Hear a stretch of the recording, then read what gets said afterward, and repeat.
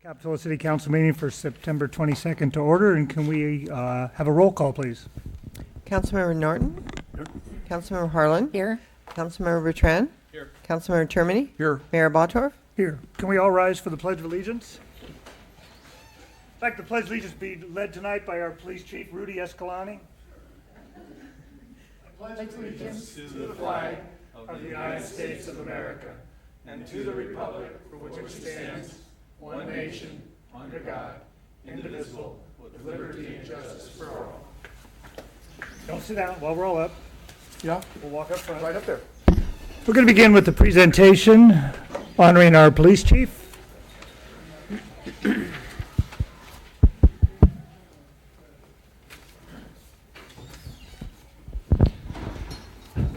This is way too big of an honor for just one person, so it's going to take all five of us. Why don't you get right in the middle there? In the middle of those two guys right there. How's that, okay? It will feel like it's a team thing, okay?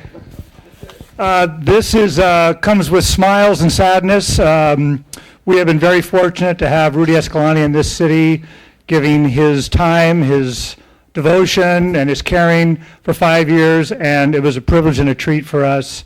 But everybody moves on in life, and this is a great move for Rudy, and I'm happy for him, for Kathy, for Mason, for the whole family, all the Escalantes, and we have a proclamation we'd like to read, and we just felt that we had to do it all together, so bear with us. This is a mayor's proclamation, and I'm going to read the whole thing because there's really good stuff on here, okay?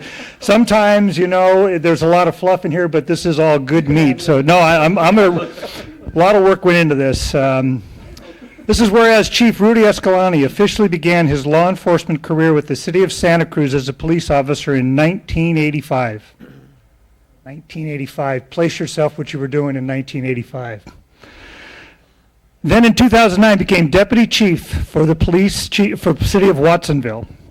Chief Escalante was appointed as Capitola police chief on April 1st, 2012, and he will officially retire on September 30th, 2016, after nearly 32 years of outstanding and meritorious service to the residents and cities of Capitola, Santa Cruz, and Watsonville.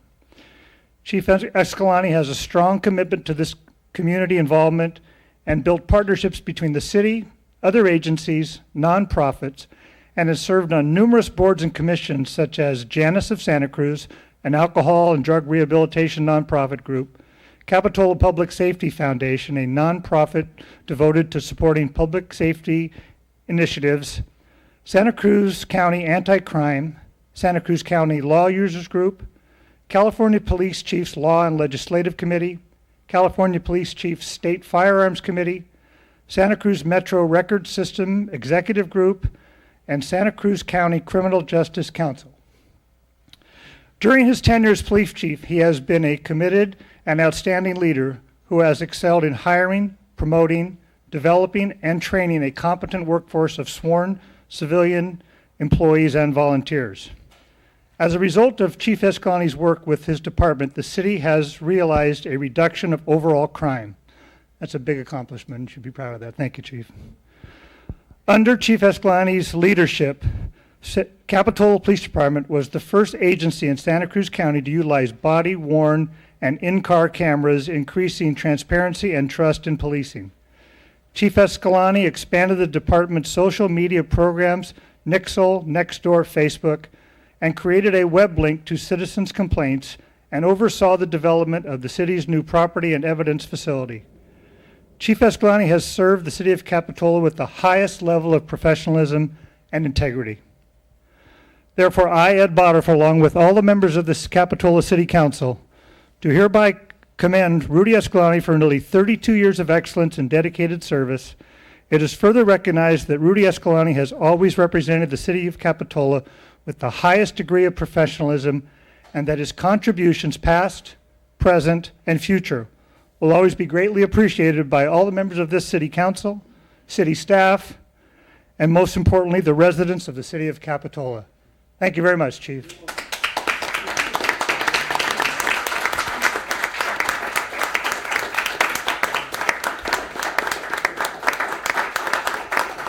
Any other words before I? Well, definitely going to keep it short.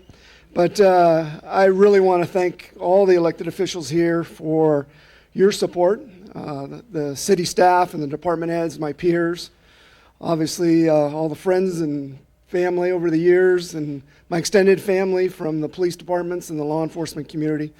My wife and my son, and Lori Wilson, our administrative assistant. She's really the boss of the organization. She keeps us moving.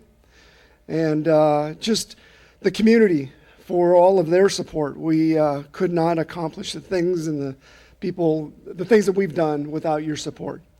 Lastly, I want to thank our city manager, Jamie, for trusting me when he hired me and taking a chance and taking a risk. And I appreciate his guidance, his leadership, and his support. So thank you.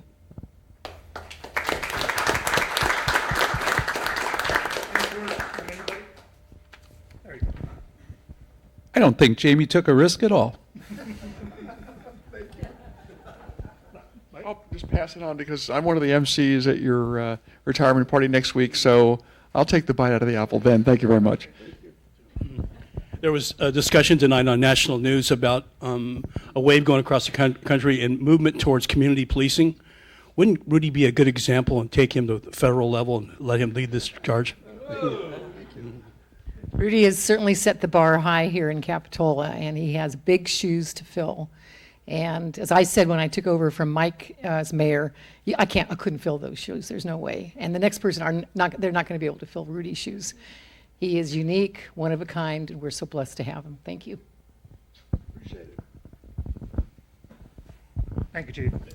So I don't want to let you go quite yet, Rudy. So, as the mayor mentioned, nearly 5 years ago we brought you on as police chief, and I think over the last 1,600 days, you've given us at least that many reasons to prove why that was the good choice. So, I want to thank you as a city manager, having a police chief who you can depend on to do the right thing, to always do the right thing, to be professional, to be a leader for the organization. That's key. That's really important. And I will have a few more words to say at your retirement event, so I don't want to let you off pretty easy tonight, but I do want to thank Kathy and Mason for loaning us Rudy, giving us his time over the last 5 years. He's been a real gift to the city. So with that, I would like to present you with a present from the department heads, and also one of our old department heads, Lisa Murphy, who I believe might be in the audience. Former department head, sorry. She wanted to kick in for this too, so we got you a little something here. We hope it's what you like. We did our best to pick something that we thought would be appropriate. So thank you, Rudy. You're supposed to open up, Rudy. Yeah, there you go.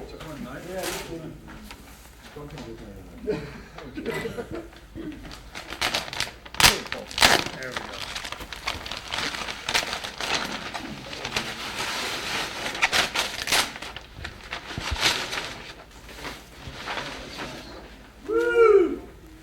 Wow. Oh, very cool. Very nice. It's a local photographer. We got it down here in the village, one of the galleries there, and all the department heads and Lisa kicked in. So, yeah. Thank you, department head. Beautiful.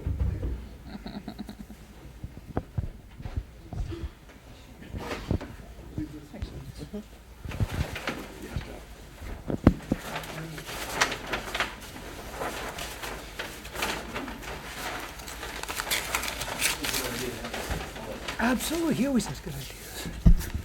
Okay, and to follow that, we always look forward to our legislative update by Assemblyman Mark Stone. Mark, come on up.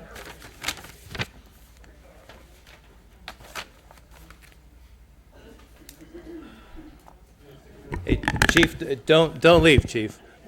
Thank you, Mr. Mayor and Council. And if you'll indulge me for just a moment, I won't be able to make the party or roast for the chief, but I wanted to bring him something of my own today because around the district, any large assembly district, there are a number of key people that we all need to rely on to bring us good advice, to understand what's going on in the community, and bring their professionalism to bear. And for me, and I'm sure many of my predecessors in the legislature, your police chief has been a significant contributor, not just to our community, as you read, Mr. Mayor, but to the statewide and to those of us as we search through policy and try and understand implications of bills we may run or bills that we're needing to vote on.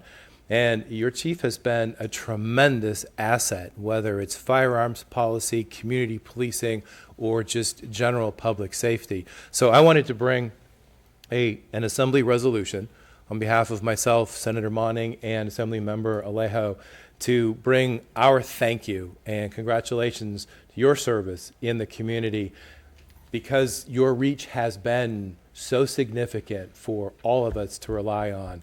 And I just want to make sure everyone knows how much we all appreciate your service.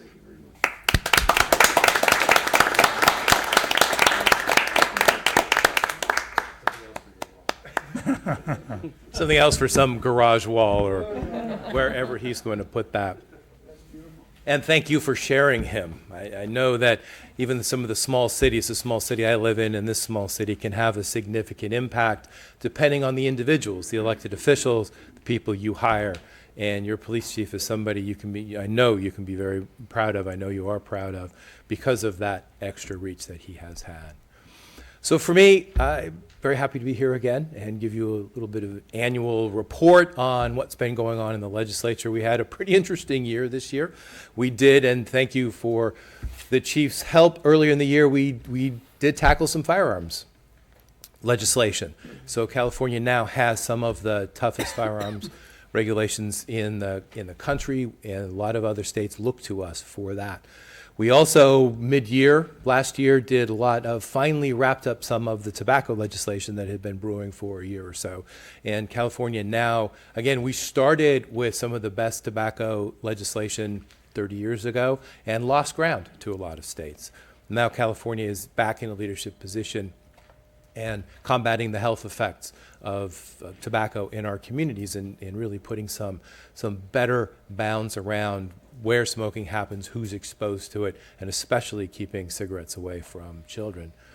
Since that was done last winter, usually the end of session, which was about 2 weeks ago, is rife with lots of issues that left us fighting over climate change legislation, and I'm happy to report we got quite a bit done this year. It was a little touch and go for a while, but we passed, again, some of the strongest climate change statutes that the country has seen really in worldwide. And since California was a major participant in amongst a lot of nations in Paris last December, we were the only subnational jurisdiction who was there. And we were probably the most popular jurisdiction who was there because we've done a lot to show what can be done with political will and really looking at impacts on climate change and how California's been reducing greenhouse gas emissions and working with most industries to be able to do that. We recently passed some of the strongest short-lived climate pollutant legislation, and those are methane and other gases other than just carbon dioxide that have significant impact in our atmosphere. And so we're getting our hands around those kinds of emissions in a much more productive way. So from that standpoint, the session was pretty productive. We also put together, as I've come to talk to you before, we've had balanced budgets now for a number of years in a row. And the Nonpartisan Legislative Analyst Office told us that this budget this year was probably the most sustainable budget in decades that California has passed because of the rainy day fund that the people in California passed a couple of years ago, which was a concept that we'd been building into our budgeting for the last several years. We have the ability to hold on to some of the revenues that we're accruing, even when we have surplus and excess revenues as we do now. So we're not spending them all, but we're putting them to productive use, but also into reserves and into the rainy day fund against when the next economic downturn happens, which it will at some point. It's not on the radar right now, but as it happens, we will have that buffer so that we have less impact on local jurisdictions at the state level. That's really some very good news. And overall, there's been a tremendous discipline in the spendings and looking more at one-time investments out of some of these surpluses that we can do that benefit California. As to myself, I continue with the threads that I had started up in the legislature with. I've been working very closely with the administration on the child welfare system. We added for the first time significant mental health components. So when kids are brought into the child welfare system in any of the 58 counties, they will have access to some significant mental health help that they didn't have before. I also passed a bill that's on the governor's desk, and I'm hoping he will sign it. That's for the nation's first licensing program for student loan servicers. It's the second amount of debt behind mortgages in the state and across the nation, with very little oversight and very little regulation. And the licensing program will give us the first shot at being able to really understand who the servicers are, how they interact with students, and it's not, we're not going to be starting to cut into that debt, but we're making those who service them much more responsible to their customers, to their clients, to those students who have incurred that debt, so that as they get into the workforce, they have a much more manageable situation. So those are some significant areas that I got to work on, to continue with the prison reform work that I've been doing, especially in the juvenile justice, giving kids a chance, those who deserve it, the ability to come back into the workforce, go to school, atone for the mistakes that they've made, but still be a productive part of our communities, and working with local law enforcement like our sheriff, your police chief, and others around here has really helped to understand what we can and should be doing with respect to the state. Even though a lot of other counties and cities don't have quite the same attitude, we're taking best practices and applying them in those arenas to a much more effective way, making stronger and healthier communities.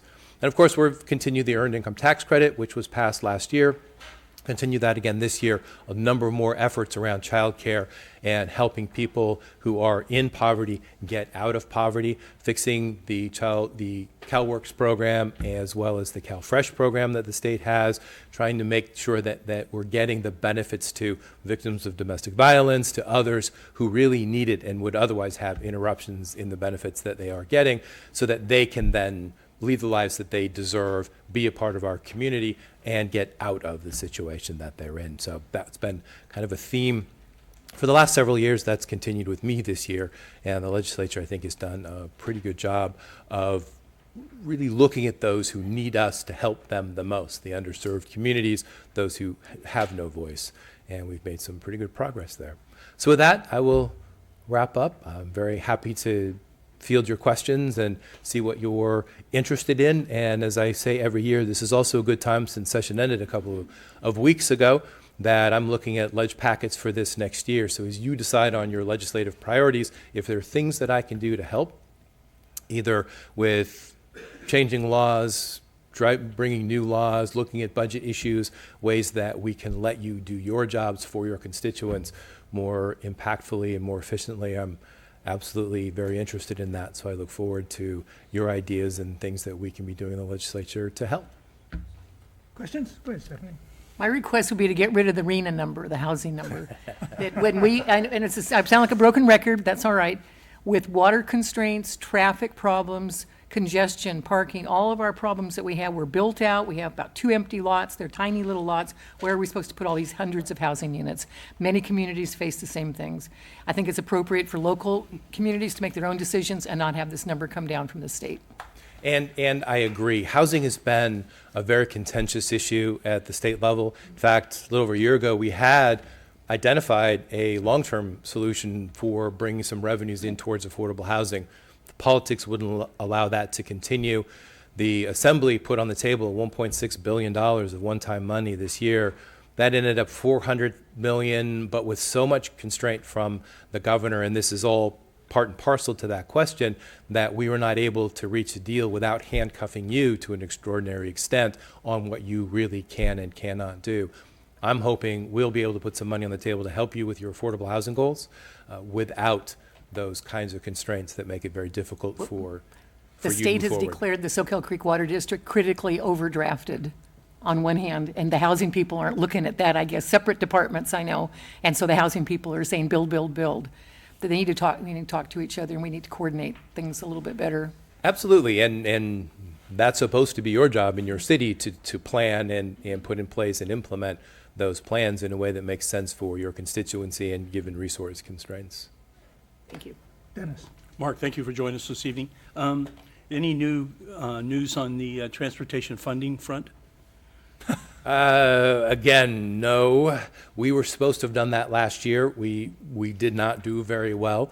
Governor was not too happy. And in fact, the two houses have not completely agreed on a solution yet. And I don't think the governor will engage until both houses do. I understand there's supposed to be potentially a vote in November, or at least continuing that conversation. It's tough because it's 2/3 vote in the legislature to get that together, which takes a broad coalition, and there are disparate ideas of what we can and should be doing. So with more local jurisdictions becoming self-help counties, I know Santa Cruz, Monterey, others are looking at that. That will benefit those local communities once we do come up with some dollars and with a plan. There's a lot of interest, but I think not quite enough agreement to bring the two houses together and then get the governor engaged. I know the governor is engaged and is interested in it. And so we will continue, I'll certainly continue to push, having served with you on Regional Transportation Commission, Metro, all the organizations around here. I know how acute it is. I know the struggles you have, the lack of funds you have to do the day-to-day maintenance on your streets in each city here in Santa Cruz County. We all seem to be a little bit behind the curve on that, and the best I can do is keep pushing to try and make sure that we put money into your coffers through the RTC in order to meet your needs. I think you have to understand that the more we put things off, the more difficult it becomes. Absolutely. Yeah, particularly in road repairs, that type of issues. Right, and I know through each jurisdiction here, the county of Santa Cruz in each city, the pavement management indices are crumbling.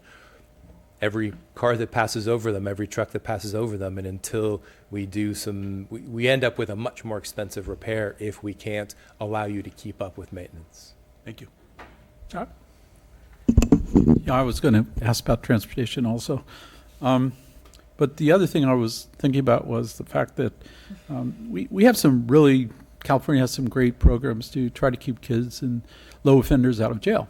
And we're bringing them back to the community with the wisdom of the community. Hopefully we could keep them from going back into jail. But when I was talking to the police chief about this, there's some disturbing indications that crime is rising in certain areas, not felonies apparently, which is good, but small level crimes. So my question to you is, are the communities here that are receiving these people back and not putting them in jail, trying to have the community take that responsibility, make sure they don't return to jail, are we getting enough support from the state? Is the state thinking about this situation and trying to readdress that, because I think it's going to become a greater problem? Well, and you mentioned juveniles, which is one issue, but then Yes. I think you were also talking about Prop 47. Yes, the general population. Which was passed in the general population. With respect to juveniles, I think the very good news for Santa Cruz County is our probation department and juvenile department is one of the leading departments in the country with respect to managing the juvenile population. Our occupancy in juvenile hall is one of the lowest per capita in the state, and our instances of juvenile crime is also some of the lowest because of the programs of keeping kids in the community and managing that in a responsible way. Then for the general population, come realignment, which has kept many more prisoners locally rather than going to the state. That was funded significantly by the state, pushing not only responsibility but a lot of dollars down. And again, under realignment, I think Santa Cruz County has been one of the leading counties statewide in implementing programs that reduce recidivism, keep our communities safe, that are addressing those issues. Then comes Prop 47. And from what I have seen, there's a lot of concern and hue and cry about what Prop 47 does or doesn't do, but it's not necessarily clear. There's been some uptick in certain areas and certainly in some cities, but some of it may be related to folks who would have gotten into jail who are not now going into jail. And part of that is really part and parcel of the lack of overall services that most jurisdictions don't have because of lack of funding. your police department, sheriff's department are too much of a mental health, first-line mental health service organizations because we don't have the mental health structure. That would take some of the relief off. So the shorter answer to that would be yes, we are looking at, in fact, in last year's budget, we put a lot of money into the court system to help them manage the Prop 47 cases and that backlog. And we're trying to make sure that we are sending resources to the counties as they're dealing with their prison populations in a reasonable way. And some counties are doing better than others, I will say, in managing and addressing those. But we need to keep talking with our police chiefs, sheriffs, law enforcement about those impacts and looking at ways we can be smarter about the investments we need to be making in the communities. So we are trying to send money down every year to make sure that local jurisdictions have the resources to address these populations. Are these directed to counties, the agencies in the county, or are you entertaining grants to like nonprofits that deal with these issues? Primarily, this is part of the realignment dollars that are coming down to the counties, and each county decides how it spends its money. This county did a third to the jail, a third to probation, and a third to the nonprofits because of the role that they play. Not every county has done it in quite that way, and I think there are different impacts in different counties depending on how they've spent their resources and the structure that they have in those counties. From not being apprised that this was going to be the question, but how's this county doing in that respect? This county's doing very well. Okay. Santa Cruz County is being small, and we do definitely have resource constraints, but I am very fortunate to be able to always use Santa Cruz County as a great example of how things get done. My seatmate from another county complains about, oh, we can't do this, we can't do that, and I say, well, come to Santa Cruz. So as much as we struggle, and we still have our struggles, the best practices, the things that this county has done, we can all take great pride in. And I'll push back to anyone in the legislature who say, well, we can't really solve this. Yeah, you can, you just need to want to. Thank you. Michael? Thank you, Mark. We appreciate you coming as always. Okay. Thank you. Good Yeah, luck. let me know, let my staff know if we can be of any assistance as we go in. Again, we're putting together a ledge packet throughout the fall and want to make sure that we are of best service to you that we can be. Great. Thank you very much. Thank you. Mayor, that's not on the agenda right now. We're in another part of the agenda. That's just it's just a presentation is all it is. Thank you. So next we move on to a report on closed session. Yes, thank you, Mayor Modorf, members of the City Council. There are two pending litigation items on this evening's brief closed session. The first was a matter pending in the Santa Cruz Superior Court. That is the case of City of Capitola versus D'Angelo, in which the City Council received a report and gave direction to the City Attorney's Office. Second is a matter identified on the agenda as Water Rock Construction, Inc. v. City of Capitola. I have one minor correction to that. Since originally filed as an arbitration matter, there is now also a related pending civil litigation matter in the Santa Clara County Superior Court. So just for the record, I wanted to reflect that. And also, City Council received a report from the City Attorney's Office, and there was no reportable action. Thank you for that report. Sue, do we have any additional materials tonight? No additional materials. Okay, great. Mr. City Manager, any additions or deletions to the agenda? Staff has no changes to this agenda, but does recommend continuing this item to the end of the evening to talk about future agendas. Okay, so we'll move that to following item D on the general government. Yes. Okay.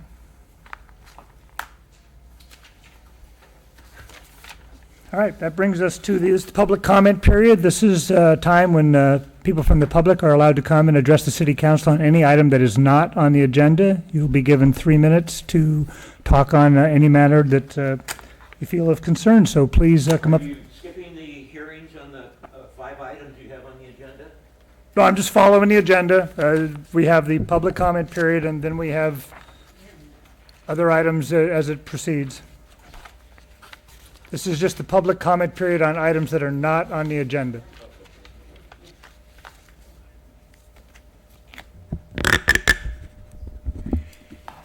it seems like it's appropriate for members of the public to be also addressing Assemblymember Mark Stone with suggestions on what we'd like to see him do, since he does represent, or is supposed to represent, members of the public.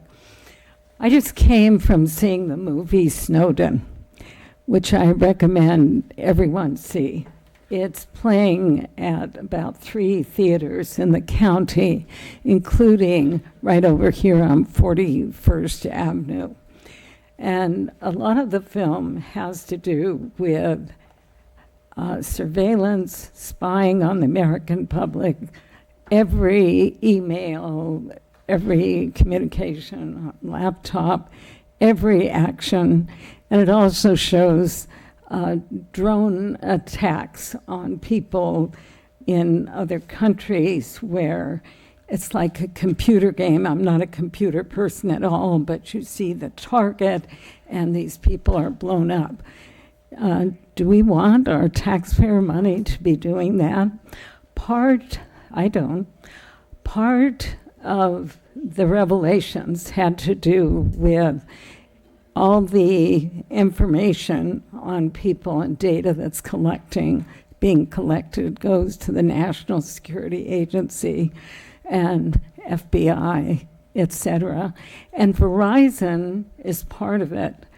So when these sites are approved of Verizon cell towers, this has to do with not just people's devices working, but it has to do with surveillance.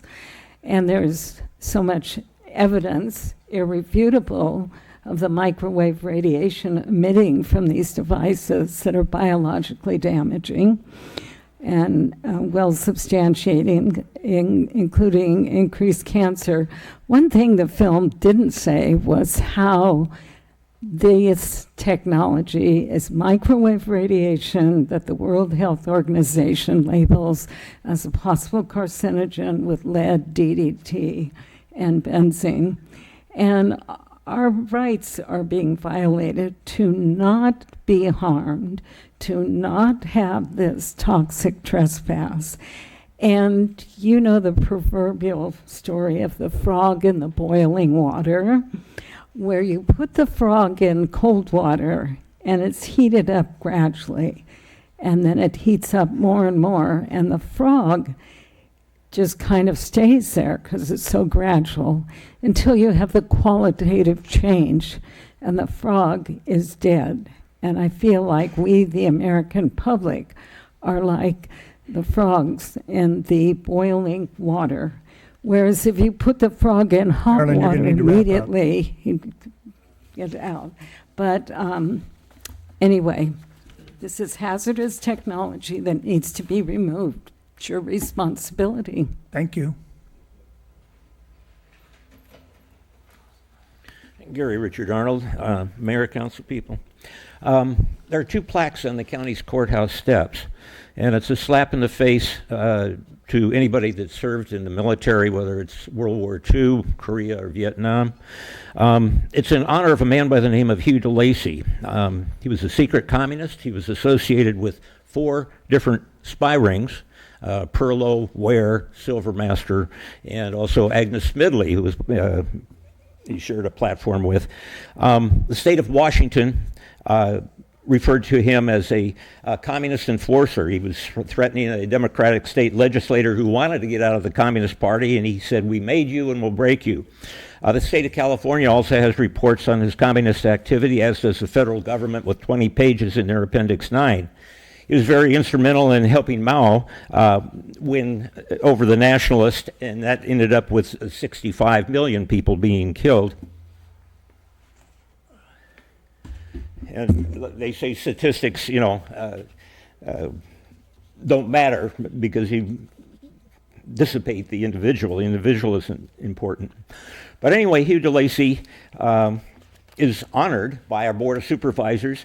Bruce McPherson is the chairman of the Board of Supervisors. They've been asked many times to take it down. He's also chairman of ANBAG, which very few people of your district or your constituents know about whatsoever. You're moving power to AMBAG and to that organization. Bruce McPherson is part of Rockefeller's California Forward. Leon Panetta, by the way, when he was congressman, sent military and policy information to Hugh DeLacy for 10 years. It's in papers other parts of the country, it's referred to as Panetta Gate. But because Bill Gates bought the three newspapers here, there is no information whatsoever about Leon Panetta. He also voted to give the Panama Canal away, which now has the red Chinese at both ends of it. It could go on and on. There's other people that are involved in there. I encourage you to, the AMBAG representatives, to vote against or recall Bruce McPherson for his slap in the face to the veterans and your constituents. Bruce McPherson, when he was the editor of the Sentinel, also hired a man by the name of Pepper. He was referred to by Red Pepper in all the national magazines, and he had a man by the name of Charles Kramer, who was his assistant, who was a KGB officer. Thank you. Thank you. Is there anyone else who would like to come up and speak? Hello, Teresa. Hi. Teresa Green, president of the Capitola Begonia Festival. I'm here tonight to give our appreciation to the council, the city of Capitola, and all of our community for their support to our festival year after year. We are in our 64th, we just finished our 64th year, and we had a great event. And as usual, I would like to present the city with this commemorative tile, this year's poster art, and with our thanks.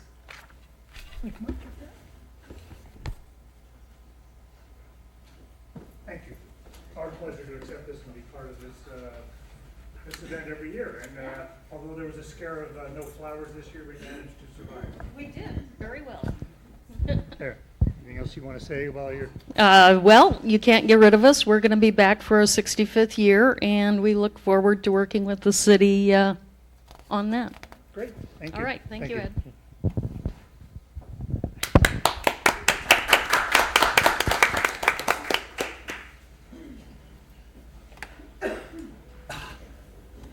Come on up.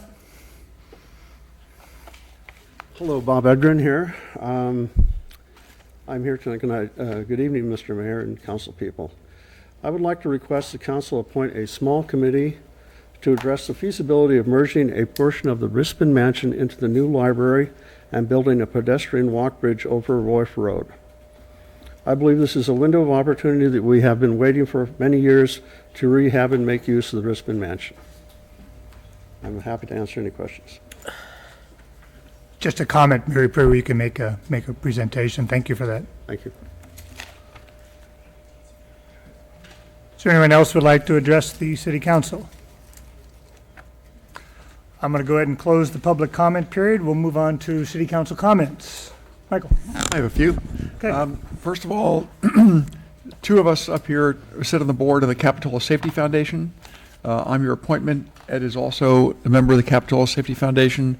It is a nonprofit that is not funded by the city, but rather has fundraisers and events like the car show and uses the funds to give scholarships to junior guards, to buy equipment for our police department. And just this last meeting, we voted to fund the CPOA training, which is when we bring our police department, our police officers on their own comp time down to a training facility, and they go into simulated homes and streets, and they're taught to be better police officers.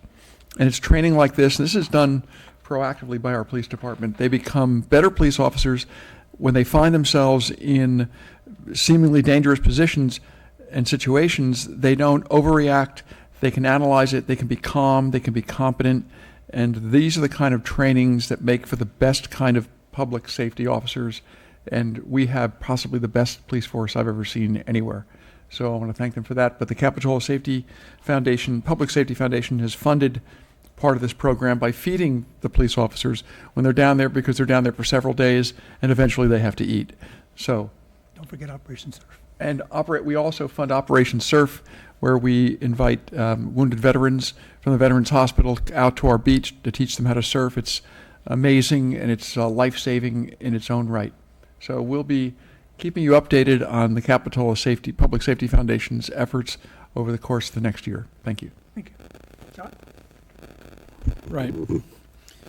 So Can I jump right in there one more time? Sure. I hosted a couple of people from out of the country, and I walked along the river, or the canal, as they called it, French people.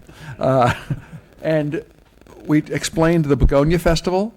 It took a long time to explain the Begonia Festival, and what they could not comprehend was that it didn't cost the city any money. I tried to get the message across in whatever broken French and English I had, that it was all volunteers, and it was all fundraising, and it was just done just spontaneously, and they were amazed. So, well done. You amazed a foreign country. Thank you very much. okay.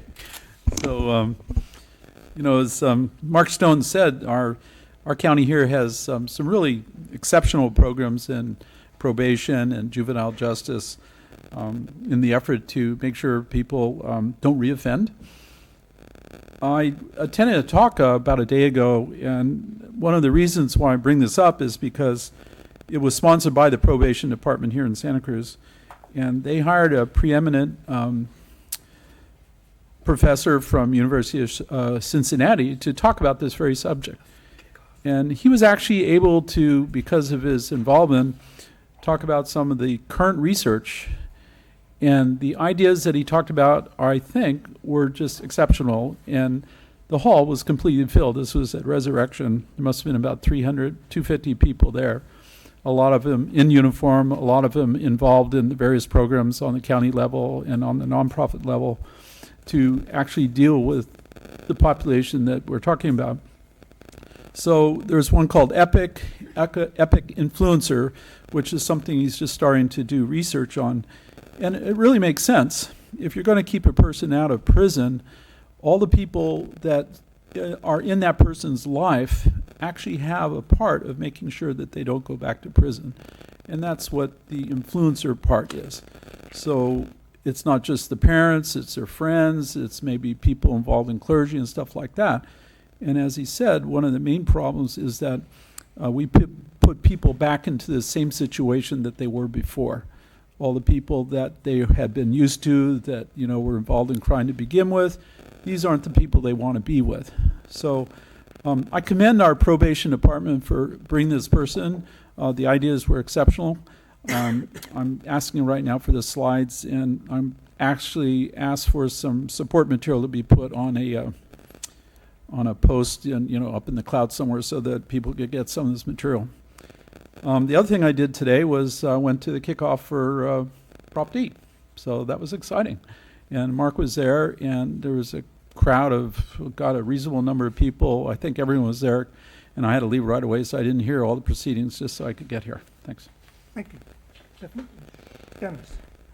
Yes. On September 28th, we'll be having at the Wharf Restaurant the kickoff for Proposition F, which is a continuation of the quarter-cent sales tax within the city of Capitola, and is meant to put some money back into our wharf. We need to preserve that wharf, and it's getting to a point now that we need to put some money and time into it, as well as keeping full complement of our police department, taking care of our beaches, our flume, and which needs to be rebuilt, and our jetty, and also to help with servicing the sidewalks and bicycle lanes. And so that's at 5 o'clock on the 28th at the Wharf Restaurant. 27th, is it not? 27th, isn't it? No, I was wrong. No, It is it's the 28th. It is the 28th. So I should get my cards that I Yeah. threw away out of the car. Okay. Yeah. Sorry, I made It's all right, it's all had it right. written down on the wrong. Sorry, day. Dennis. Sorry. Okay. It's the 28th. That's Wednesday night at 5 o'clock, and the community's invited. Thank you. Thank you. Just want to give a quick update. I sit on a committee appointed by Sam Farr for the jet noise that's been occurring in Santa Cruz County, and I just want to give a quick update that the members of that committee met today. We've been hearing public testimony and information from the FAA for the past 9 months, and this was the first time we were able to actually talk about, what's the plan of action for Santa Cruz County and how we're going to try to reduce this noise. So it was a positive meeting, and our next scheduled meeting for the Select Committee is in Palo Alto on September 29th, and they're hopeful that within a matter of 2 or 3 more meetings, we'll be making a recommendation to Congressman Farr and Eshoo and Spear so they can take it back to Washington in the middle of November. So that's the update. Okay, any treasurer comments?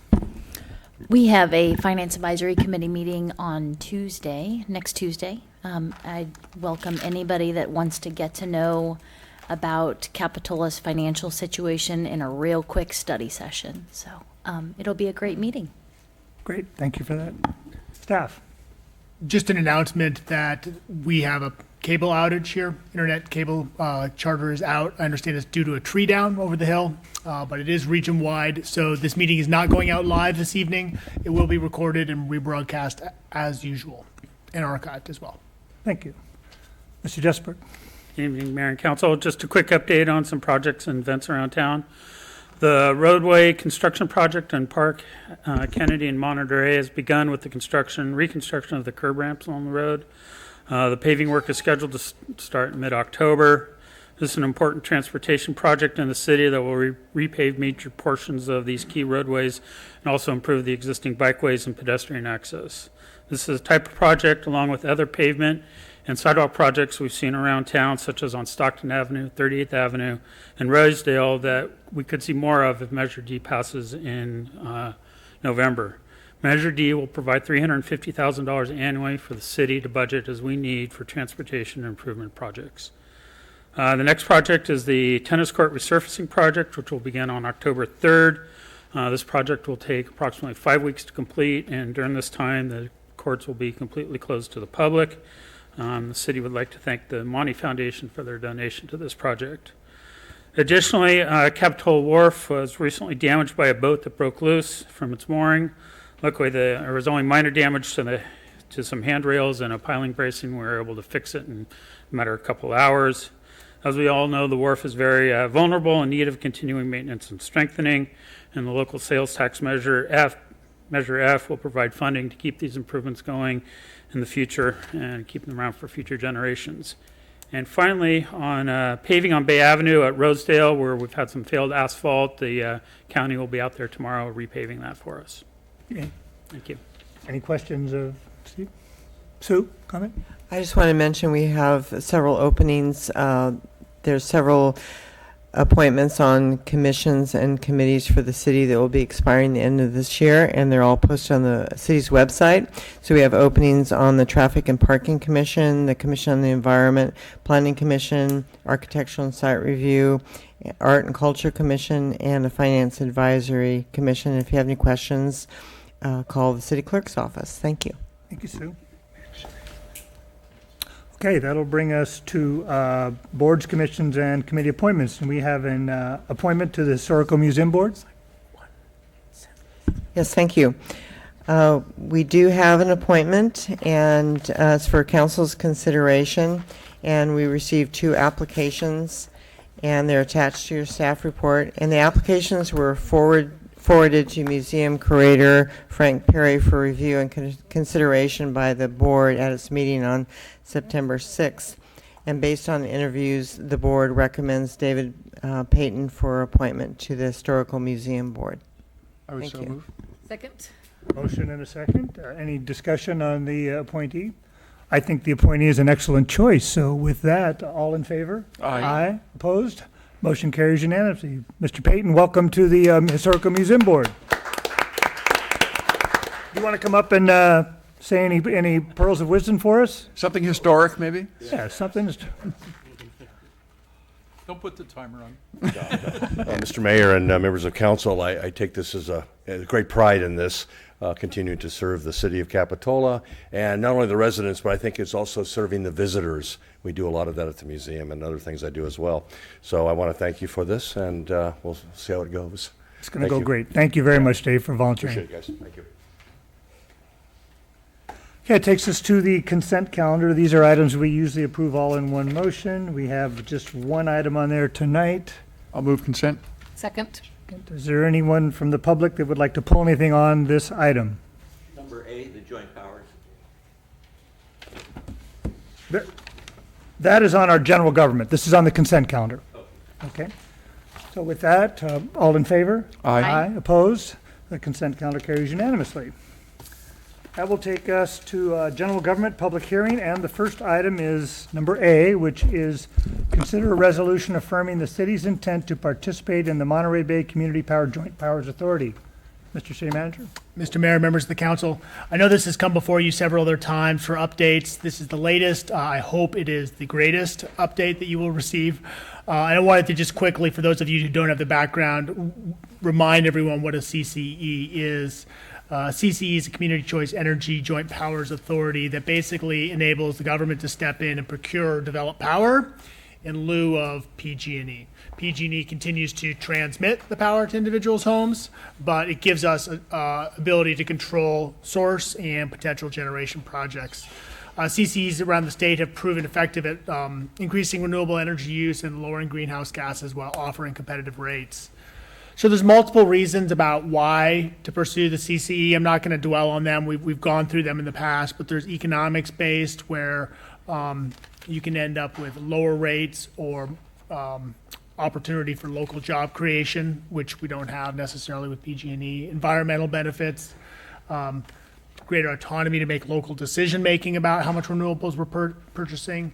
And when you look at our climate action plan, which we're going to look at here in a second, it's the most significant program this city can implement to reduce our climate footprint, our CO2 footprint. And in addition, there's additional local control. Right now, we have no control over rates. That's completely done behind PG&E's office doors or at the CPUC. And this would provide a local board, local hearings where these decisions could be made in public. CCEs are on the rise in California. There's a number of them that have been launched up in the North Bay, primarily Marin and Napa. I think that the Bay Area one, Clean Power SF, or maybe it was the San Mateo County one, may have just launched here in the last couple of months.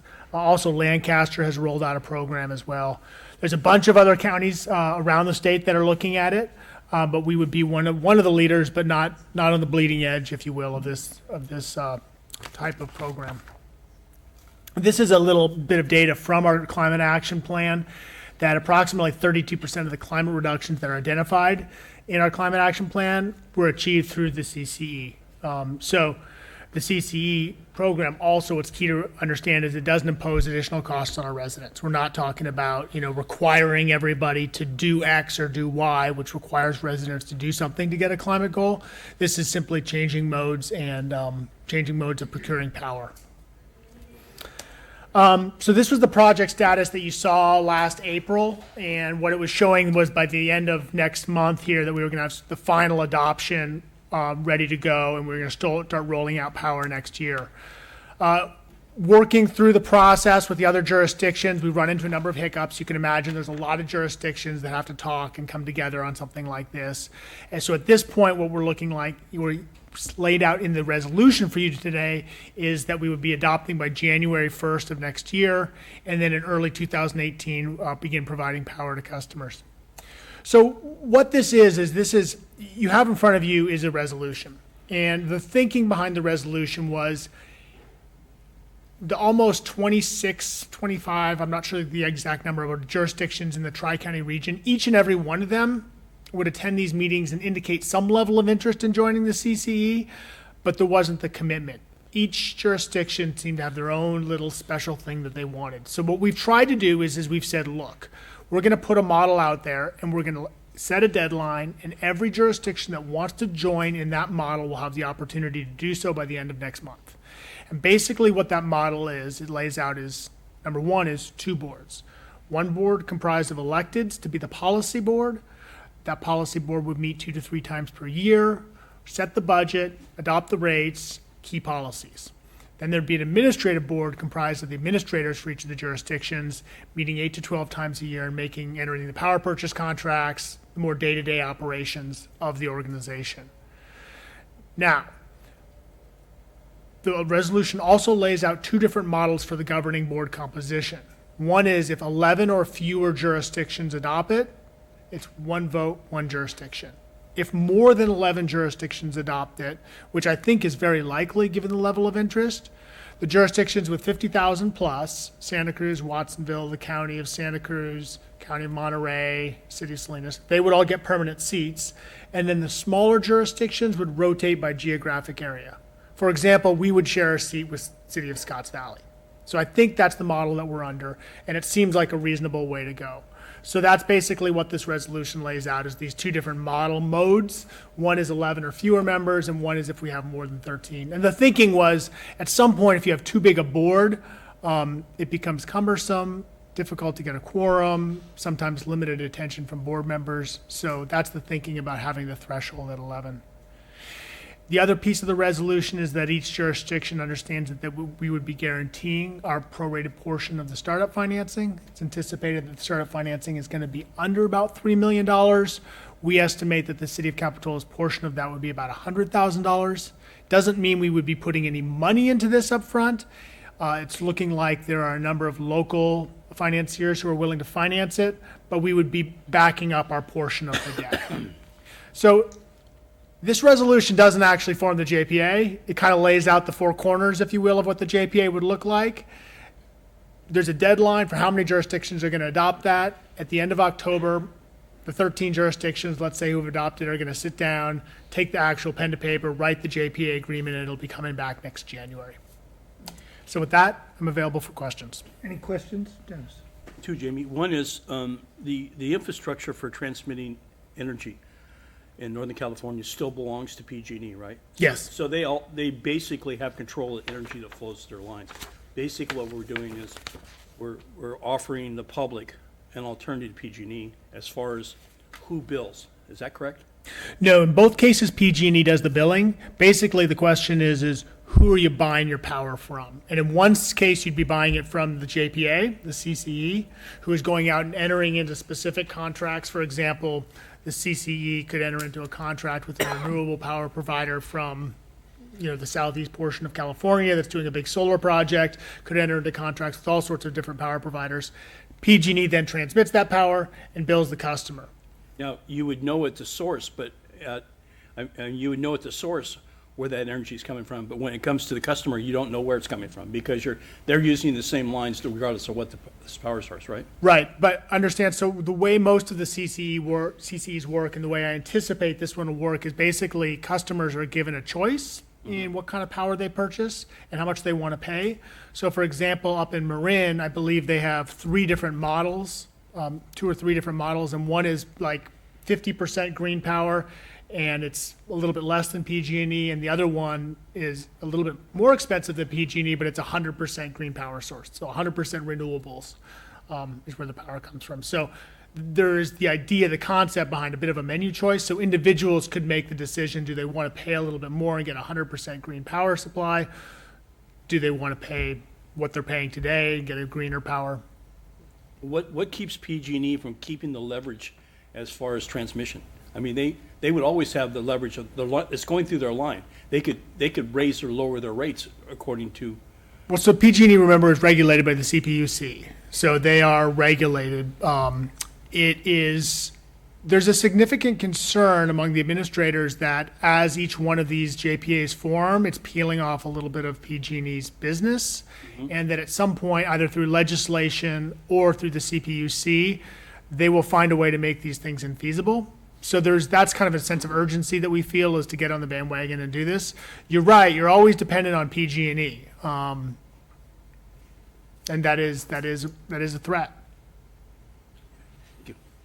Question, Stephanie? Question, John? So the first thing that occurs to me, first of all, I like the concept. I'm going to vote yes on this. But the thing that occurs to me is that one of the benefits of a large... I'm going to open to the public unless you had a question. I just wanted to have a question. I do have a question. Oh, okay, I thought you wanted to talk about it. Sneaking up on it, it's all right. Yes, I am. So one of the advantages of a large company like PG&E is that when they negotiate a contract, they could provide a large resource of customers and get a better deal over a period of time. has there been much discussion about our relative position in Santa Cruz to provide such a benefit, being that our customer base is much smaller? So I'll answer that in two ways. The first is that's the reason why we're pursuing this as a tri-county model and giving all the jurisdictions the opportunity to join. Even though the feasibility study suggested that Santa Cruz had a population base enough to move on its own, the notion is to expand the net, just as you alluded to expand our purchasing power. The second thing is just today, actually, it was announced that the existing CC&Es were forming an alliance, a league, association, if you will, to work together on legislative issues and on power purchasing. So there's also the opportunity to work with the other CCEs, the others, to enter into power purchasing deals. That hasn't happened yet, but I think down the road it certainly is a possibility because of that sort of the value of volume. One more question. Sure, go ahead. So my other question deals with regulation. So the CPUC has been in business for a long time, and they seem to be continuously dealing with PG&E, Edison, and et cetera, all the other power utilities. What's the regulation that's been developed for CCEs, CCAs? Is that a developing situation right now, or has that been set so we could actually know what the playing field is? So forgive me, the legislation that was established that allows the creation of a CCE, I don't have that handy off the top of my head. I'm looking at Rich, and Rich doesn't recall it either. I actually looked at that earlier today, but it's been established for a while. There was an effort by PG&E, I want to say 4 to 6 years ago, to pass a proposition through the voters to basically take that away. That measure failed, and the legislature amended that law to prohibit PG&E to try to change this. So the legislation is in place. It's tried and true. It's been used by a number of different areas to form these CCEs. Thank you. Mike, question? Will any of the functions of the CTE be under the purview of the PUC? Yes. Okay. That's my understanding. Good. Thank you. Okay, with that, I'll go ahead and open up to the public. Anybody from the public like to speak on this topic? Gary Richard Arnold, Mayor, Councilman. PG&E belongs to a statewide organization. It's under SEEC. It's a partnership and it includes the Ford Foundation's Institute for Local Government. The head of the Ford Foundation said his purpose was to so alter the United States that it could comfortably merge with the Soviet Union. The other partnership they have is with ICLEI. ICLEI is a front for both the United Nations and the World Bank. In fact, this should be a violation of the Logan Act. A lot of the authority is being pushed over to AMBAG to create regional areas to get rid of self-governing cities and counties. That's what they've been working on full time. The United Nations is moving on the United States. In fact, this coming election, we've got 9,000 jurisdictions that are going to be inspected by UN people that come from communist and dictatorships and other regimes, and they're not looking at keeping our laws, but are keeping laws passed by the United Nations. So it's totally circumventing your authority and your constituents. The same thing, we're turning the internet over to the United Nations, and if you think there's any censorship now, that'll be complete. Also, the International City Managers Association, those people don't have to live in the county, they don't have to be a citizen, they get rewarded with stars as to things that they push and get you to accept, such as these type of things where you move your authority to joint organizations. People can check out global warming. I don't think it's quite the fact. It's being pushed by the internationalists and the UN and all these authorities in order to create a carbon tax, and so that every individual will be paying a tax to this world government that they're trying to do. David Rockefeller, he thought Mao was terrific. He said, under Chairman Mao's leadership is one of the most important and successful in history, fostering high morale and community purpose. And of course, they killed 65 million people. And he also said, all we need is the right major crisis and the nations will accept the New World Order. What they want to do is to, when that emergency or false flag comes, you'll be out of business and AMBAG is going to be in control. And AMBAG voted for stakeholders making policy. So some rich guy like Driscoll or Crouch or Packard or somebody can go in there. They're making policy for people that you should be making policy for. Keep your authority, control, make sure you have local police. Don't fall for these things because they're orchestrated and they're protected by Bill Gates' control of newspapers through the Tri-County area. Thank you. Thank you, sir. Anyone else like to speak on this topic? Come on up.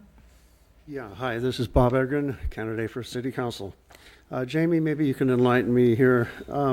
I think in the big picture, I just got over a solar panel situation, and solar panels really don't make any sense for residentials right now. It's a lose situation. But it's my understanding that the way PG&E is set up, they really don't want residential business down the road. They're trying to get rid of it. Dabble Canyon is closing. They want to focus on the big ticket people. And so this kind of looks like a shoe-in, maybe being pushed by PG&E. I'm not sure. Now, Palo Alto has a special program, I understand, and maybe you know of it, where the residents there put in a solar program. They can sell that power back to the grid, the local grid, as opposed to what we can do here if you install solar panels. I don't know if you know of that. Maybe you could expand upon it, but I think it's something to take note of. Sir, I know would you like to Palo Alto respond to has a that? special Would you like to program. respond? If you would like to, I'll leave it up to you. I guess I would respond first to the feed-in tariff program, which is what Mr. Edrin is referring to, basically where you have a solar panel and you sell power back. It's very limited opportunity to do that with PG&E. That's one of the intents behind the CCE, is to be able to do that so that you could have, for example, the city of Capitola could cover our parking lot and back here with solar panels. Today, that wouldn't make sense because we don't have enough of an energy bill here to warrant that. We could do that under the CCE. The Marina Landfill is a huge proponent of this because their feed-in tariff program from PG&E was halted. They have the ability to generate all kinds of energy there. They have nowhere to sell it. So this would give them the ability to generate renewable energy as well. In terms of PG&E wanting to get out of the residential business, I've never heard that before. So I certainly am not under that impression. What about Palo Alto? Do you know anything about Palo Alto's program? Palo Alto, I don't know the specific details of that program. Palo Alto has full enterprise funds, and I know that I believe they do their own power already under a different branch of law, but some of the older cities do have municipal power companies. It's not CCAs, but it's just municipal power companies, and I think that's the situation in Palo Alto. They have some kind of subsidy to their residences, but maybe it's something to look into before this is jumped on. Thank you. Thank you for your comments. Anyone else like to address us on this topic? Okay, we'll bring it back for discussion. Are we going to need we need to adopt a resolution, so we need some discussion and... Well, I don't think in any means it hurts to have some competition for PG&E. My personal feelings about PG&E, they're one of the most inept companies still operating in the state of California. And right now, the PUC is the only thing that controls them. Public has no say, really no say in how that company operates. And so, I would like to move a step further, and look at this. This isn't our final vote, but it certainly is a step in the right direction. I would like to have the alternative to go to that. And if I could put solar panels on my roof, which doesn't make sense for a $35 PG&E bill, it may make sense that if I could sell electricity back. So that's a plus. It is local control. It's much more local control here with a county agency than it is with giving it to PG&E and going to the PUC to make decisions. The thing that bothers me a little bit is the statement that the CCC is still controlled by the PUC. I think that's a catch-22 on that one. So. I would make the motion to move this, adopt this resolution. I'll second that. I do have some comments. Go ahead. Well, Just I mean, want a mine. second? I'll sec. Just I'll want a second? that, yes, but I do have. Well, I just want to say that with the remodel of the mall or possibly expansion, that gives us a huge opportunity to put solar panels. I wanted to do that when they first went in, and people thought I was crazy, but, I mean, that's when the solar energy movement was starting back in the 70s and 80s. And Santa Cruz had a huge movement for solar energy at the time, and then it kind of died back a little bit, and it's come back now full force, and it's really, really popular, and I'm really proud of what the city of Santa Cruz has done on their parking lot, putting all the solar panels there. They're a real model, they've done a lot. So I think we need to follow their example and really encourage or require the mall when they do their remodel to put solar panels there, because that's going to be a big surface and a big opportunity to capture some energy there. So I am for local control. The reason why I asked the question I did is because I am somewhat concerned about regulation and the impact on the organization in trying to respond to inquiries from the CPUC, formulating policy to respond to the inquiries and the requirements of the CPUC. All this requires considerable legal force to do so. So my question was basically, what kind of policies have been developed for this? Is this an area that the CPUC is adequately addressing? It's sort of sneaking up on them perhaps, and they are going to start paying more attention to it. So in future council meetings, I would love to get a sense from staff what's going on in that regard. Maybe there's not an issue, but I do know that it is a new area, and perhaps CPUC is just starting to actually pay attention to it in a policy manner. Michael? This is my land.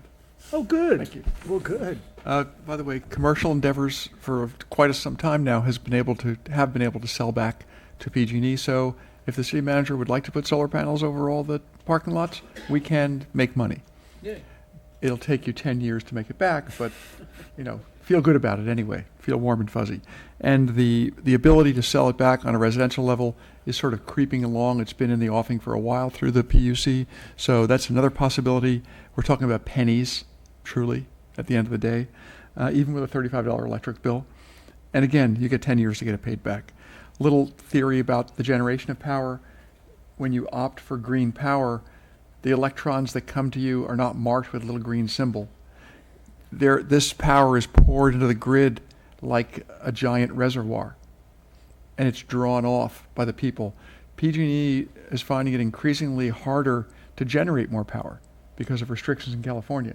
There will be no new fossil fuel plants. There will certainly be no new nuclear plants. They can only work on thermal and hydro at this point. They can improve the plants. That's about it. Believe me, the land of power generation is not, the plum that people think it is.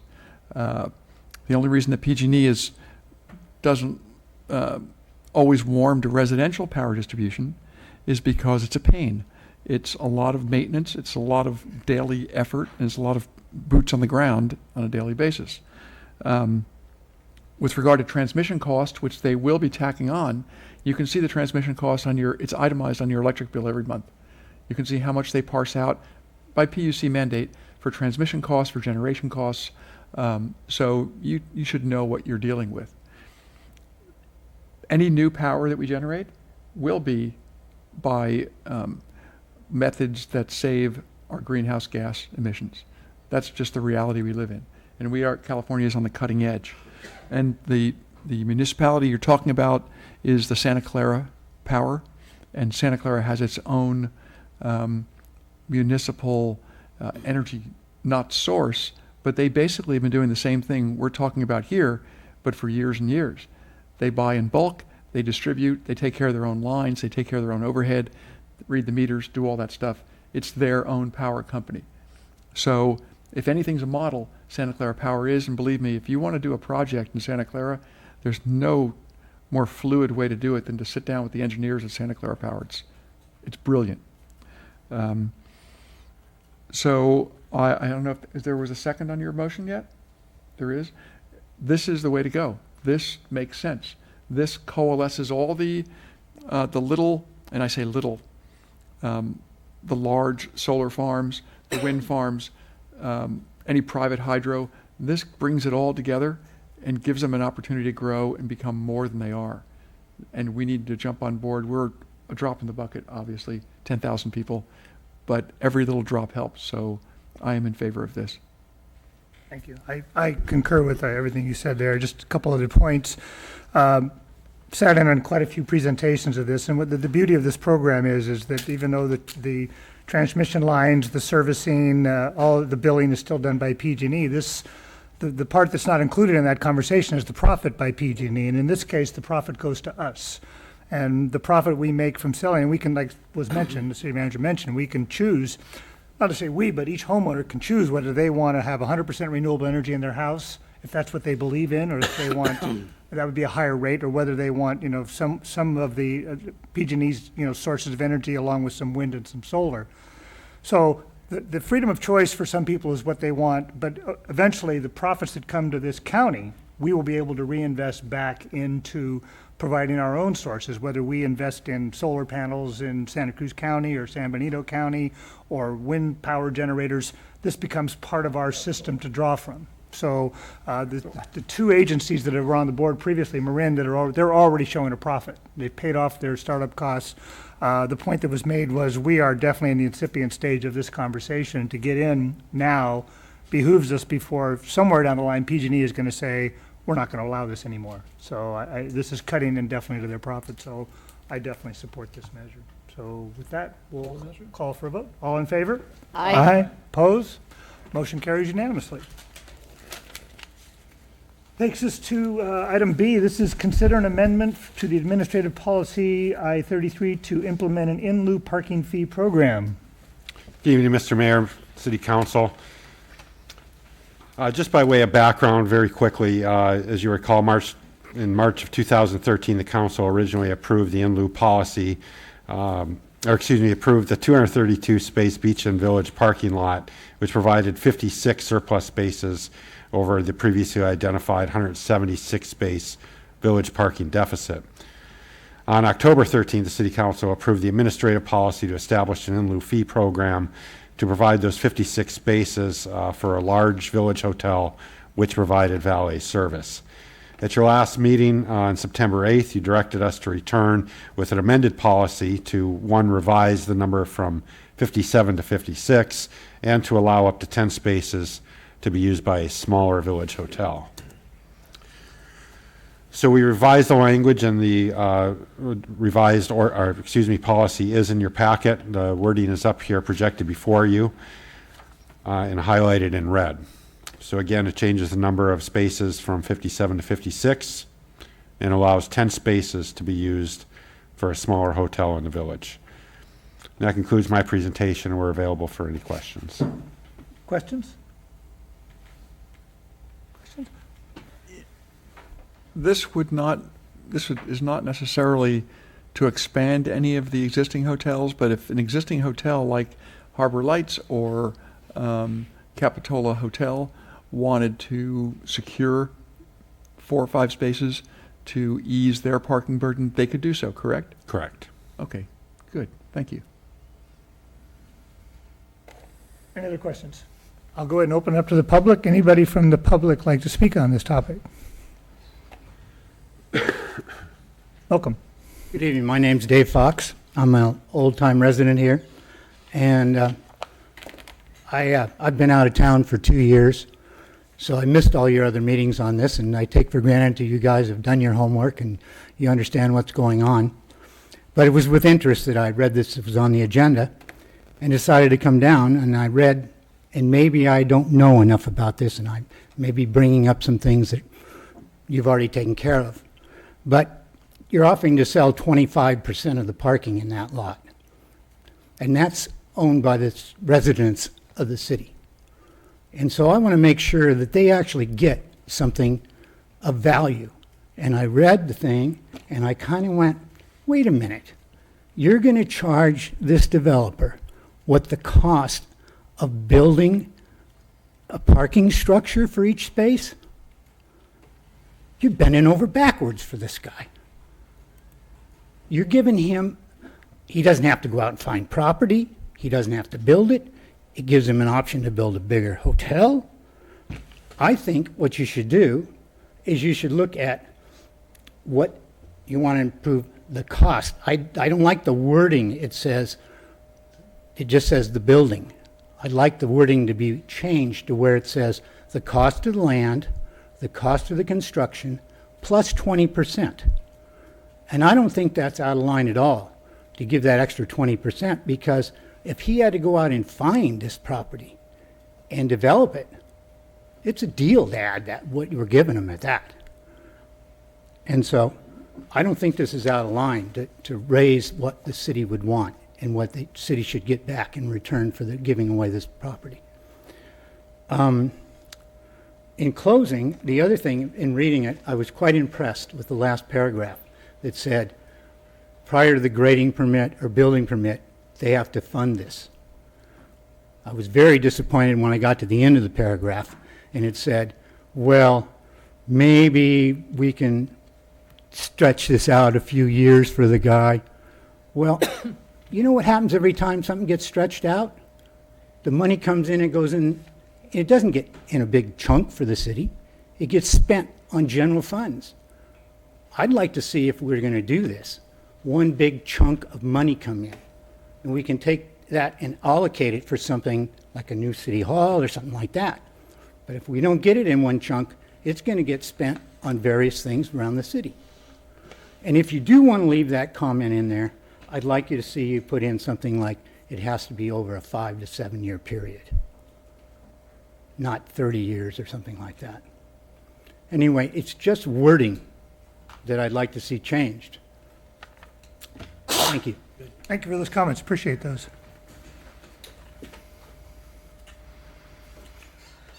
Bob Edgren again. Spoke about this last week or 2 weeks ago.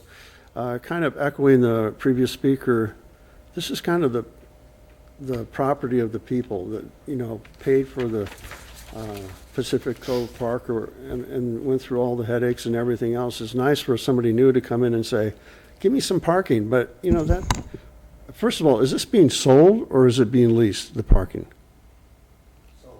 Sold. I mentioned last time, I think it should be a lease thing. I hate the word sold. That's so permanent. What do you think a parking space is going to be worth 15 years from now in Capitola? We could all retire, okay? What is this price of a parking space? How do you set that? How do you begin to set that? You know, there was a time when businesses moved in here, and if they didn't have the parking, they folded up tent, left, or made creative ways to make their business run. And like the previous speaker said, we're kind of bending over backwards here for what? You know, for what? So Capitola Hotel could build another expansion, so Harbor Lights could. This is like making people wealthy almost overnight with the people's money, is what I guess I'm trying to say. I'm just dead against anything like that. Thank you. Thank you. Sir, just, Guys, I meant to make a point and I forgot it. I hope it's going to be quick because we have to. It is very quick. One of the things that I wanted to have added on to the cost of what I think it should be plus the 20%, it should be based on a 100 space parking structure. There's a huge difference between the cost of a 100 space and a 500 space. And if you don't put something in there like that, the developer will draw all these things, and then once he gets it all drawn and sucked everybody in, he'll say, well, I based everything on this. And I think you should be forewarned to the developer that this is what the cost is going to be based on. Thank you.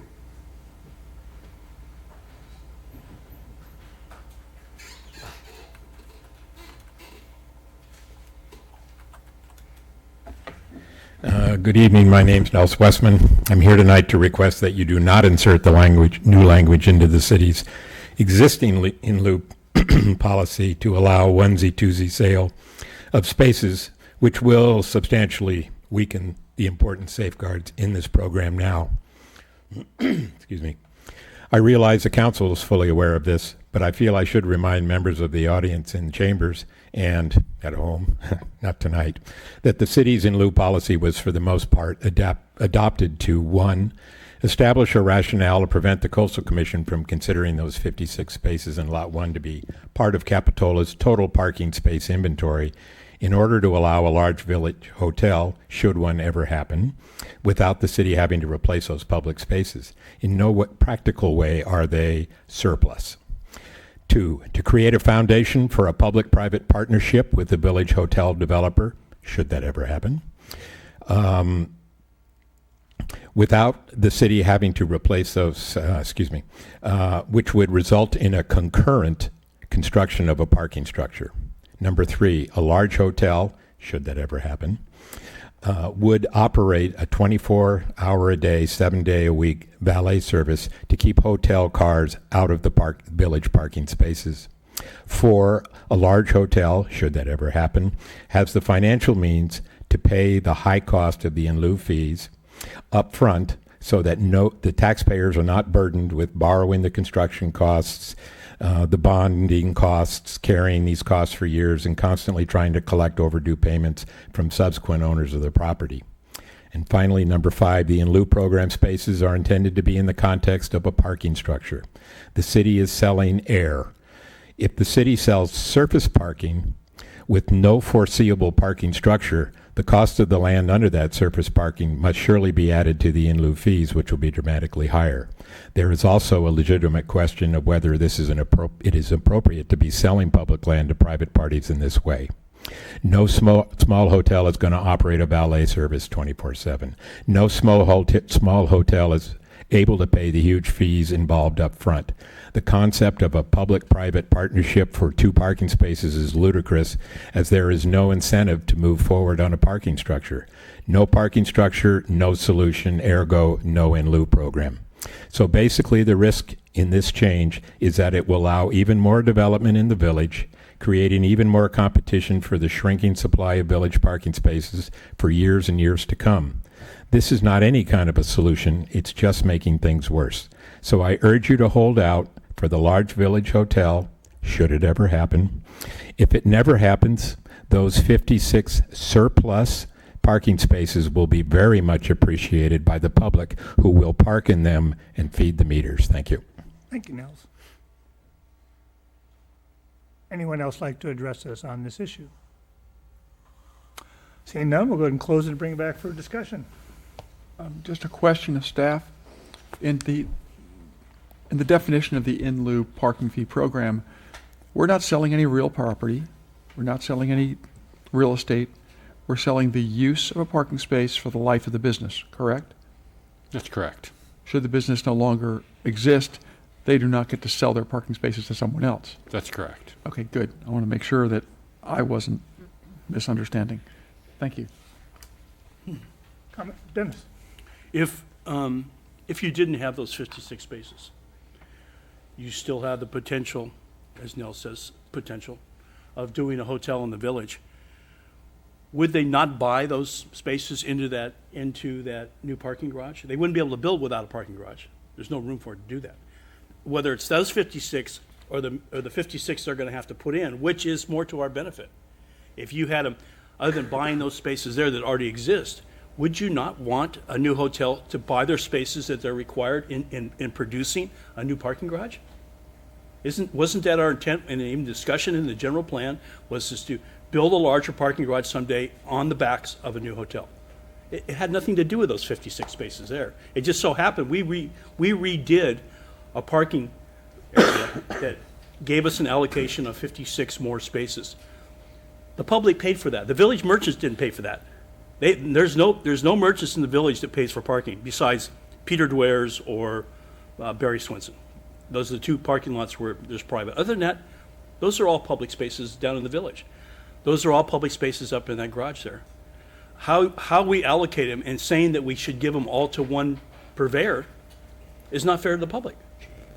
What we're asking to do here is to take 10 of those spaces and give an opportunity for a smaller hotel to prosper and make it in that village too. And that's to our advantage as a city. TOT tax, sales tax, all those items come into play with development of hotel space in the village. Now, they don't they don't own those spaces. It's not like assigned space there. What it is just a spot that they have the right to use for so-and-so. In fact, if the parking lot's full, they don't really have a space. They just have the right. They're buying it. They're buying development rights is what they're paying. But the cost of parking spaces is well documented. There's many formulas that are already in existence on what it should cost to build a parking space, and we have the right. We have an obligation here to look into that what it costs. Land, I guess you could include land in it, but there's I've heard a number of figures, everything from 60,000 to 120,000 for a space. Does it make it economical for a new business to come in and buy that? I don't know that. It may not be. But we shouldn't destine all 56 spaces to one purveyor or one lot. That's not fair to the public out there, nor is it fair to the other people that own property in the village. Well, I'm not going to support it. I made lengthy comments last time. I'll make them short tonight. I just want to stick with the original agreement. We had an original agreement to try to save those spaces for a proposed hotel in the village, and I'd like to give it some time to see whether that's going to happen. Don't want to wait years and years and years, but I would be willing to wait a year and see what happens. We have to take everything to the Coastal Commission anyway with our zoning ordinance, but I'd be willing to wait another year after that and then see. So I'm not going to support this tonight. Thank you. Chuck? Yeah, I'd just like to see the council address something that I brought up last time. It's the idea that irrespective of whether we have 56 spaces or not right now, if someone came, and maybe it's Swenson, and wants to build that hotel, I don't see anyone here allowing parking on that site. We're going to require, I don't know what the board's going to be like after the election, but at least at this point, I think we would require to have parking off-site and a subsequent parking structure to provide that parking. So, in a sense, whether we have 56 spaces or not begs a question. It still seems to me, if Swenson comes here, we're going to require a parking structure. And I'd like to see fellow council people address that, because I see this, I went down and talked to at least one merchant that I felt was pretty representative, and the concept that I proposed was, if we could help a current merchant that may be a hotel purveyor, and the other thing I think of is maybe someone actually wants to come in and build a small hotel, which I think might fit into the village quite well. If we could help that business person succeed because we provide 10 spaces, that doesn't mean to me that we're not going to require Swenson, if he comes in with a 70-room hotel or 60-room hotel, whatever it is, we haven't seen the plans, provide parking for them in a parking structure. So I put it to my fellow council members, what are we going to do? The 56 would never solve the total number of required spaces. If we use it for small uses that make our village more successful and perhaps support a small hotel, or maybe make Harbor Lights, a little bit more easy for its, they're not going to build more rooms, but they might say, okay, we have 2 spaces for you. You just have to use the Pack Cove lot. So I'm just pointing to fellow council members. Think about it.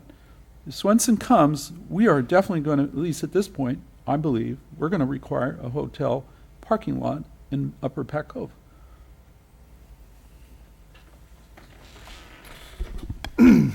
I hate to put any kind of confidence on anybody following through with the project. We approved a project on 38th Avenue for a senior center. It never appeared. We approved 11 homes over there, still yet to see that. So I'm not putting a lot of confidence on any name or any project. I'm putting confidence in a concept. And the concept for these parking places was, when I was back on the parking commission when this discussion happened, the windfall of the broken pipe and the following flood that finally gave the city that temporary parking lot, which was built, produced this concept, as you may speak, of 56 additional parking lots. Not that they're additional by any means, but it was just the overage of what was the Coastal Commission determined was our shortage. The other concept that came in was that should we want to build, or should someone want to build a hotel in the village, which, I've waited 4 years for somebody to bring plans for that hotel, and I still have seen no plans, and it could be 14 more years before somebody brings plans for that hotel. And with the dynamics of the Coastal Commission, who knows what that's going to be like. The Coastal Commission may say, you're absolutely not allowed to build parking on that site. Or they may say, well, and the hotel builder themselves may say, I want to build all my parking places on that site. So I don't think we can speculate.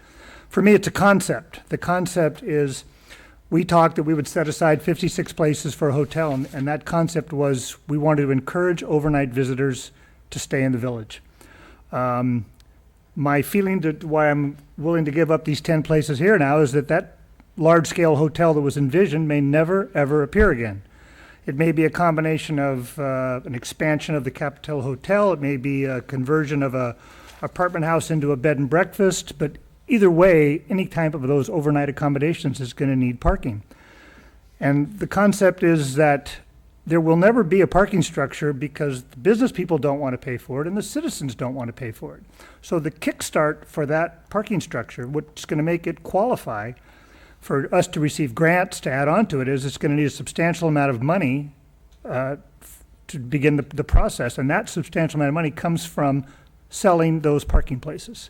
And if it was possible to sell 56 parking places, and I'm just going to ballpark this because there was a good point brought up about what the value of these parking spaces are worth. It probably should not just be the cost of the building. It should probably be there's always ongoing maintenance on a structure. I don't know whether we could charge for the land, but I'm willing to at least look at, what that is. And we haven't come up with that criteria. I don't believe that's been nailed down exactly what that criteria is for what each parking place would be determined at.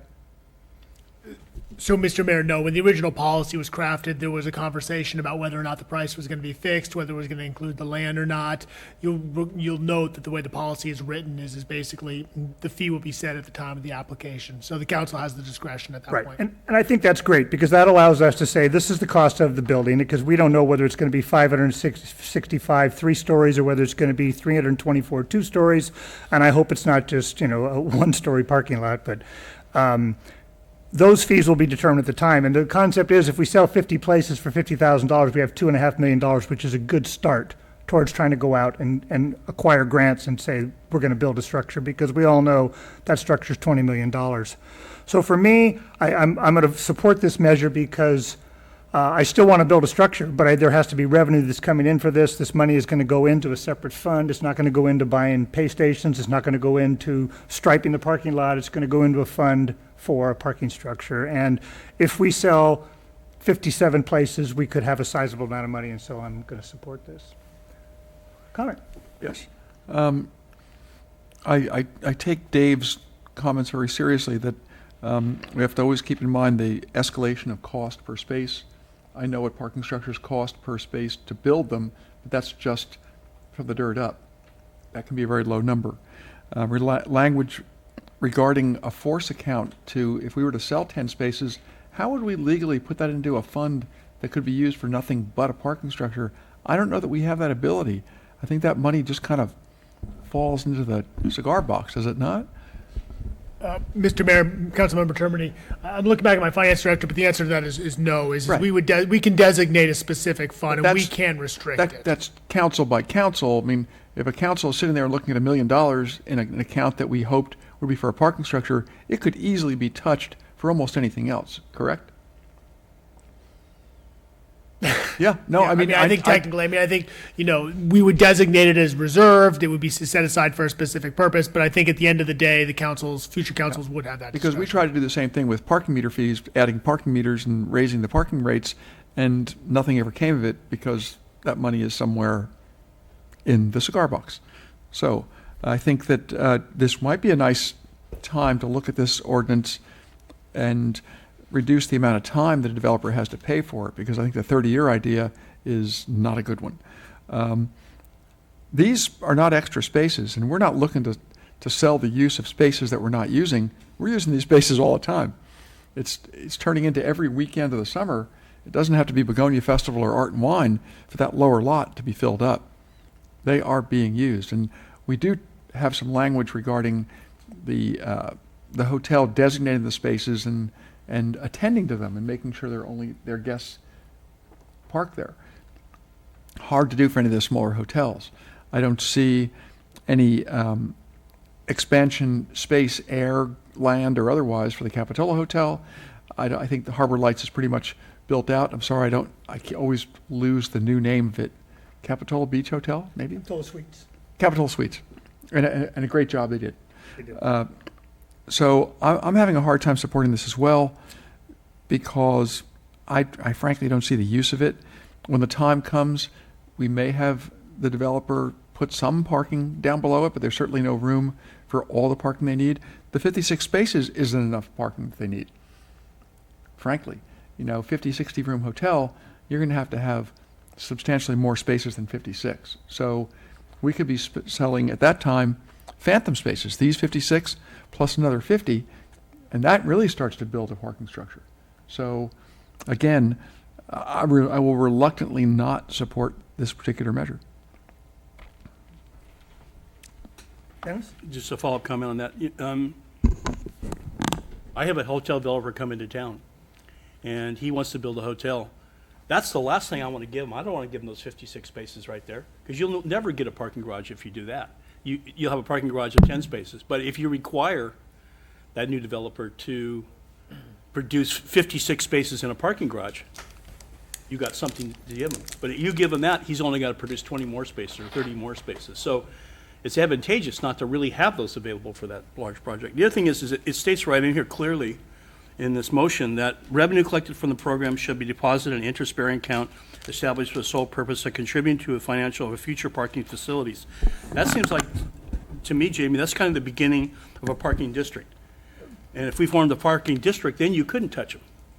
We could be getting to form this parking district in which no future council would have their hands into. It can only be used for funds for parking means. That's all I have to say. I'll make the motion that we approve, consider the amendment to the administrative policy 1.33 to implement the in lieu parking fee program. I'll go ahead and second that. Jock, you have a comment?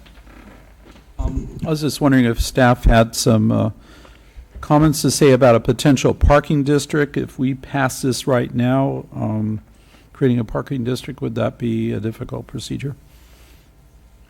I think I mentioned at the end of the last meeting, I was asked about a parking district, and You did. staff's recommendation is that at the time that we're ready to build a parking structure is probably the time to have the serious conversation about a parking district. I think it'll be relatively controversial in the village, and I think that it's not going to be the first dollar you want to raise for a parking structure, rather it would be the last dollar, if that makes sense. As you want to get all your other ducks in a line, and then you talk about a parking district in the village, because I think it's going to be a complicated conversation to have. So my recommendation would be not to do that until we're ready to move forward.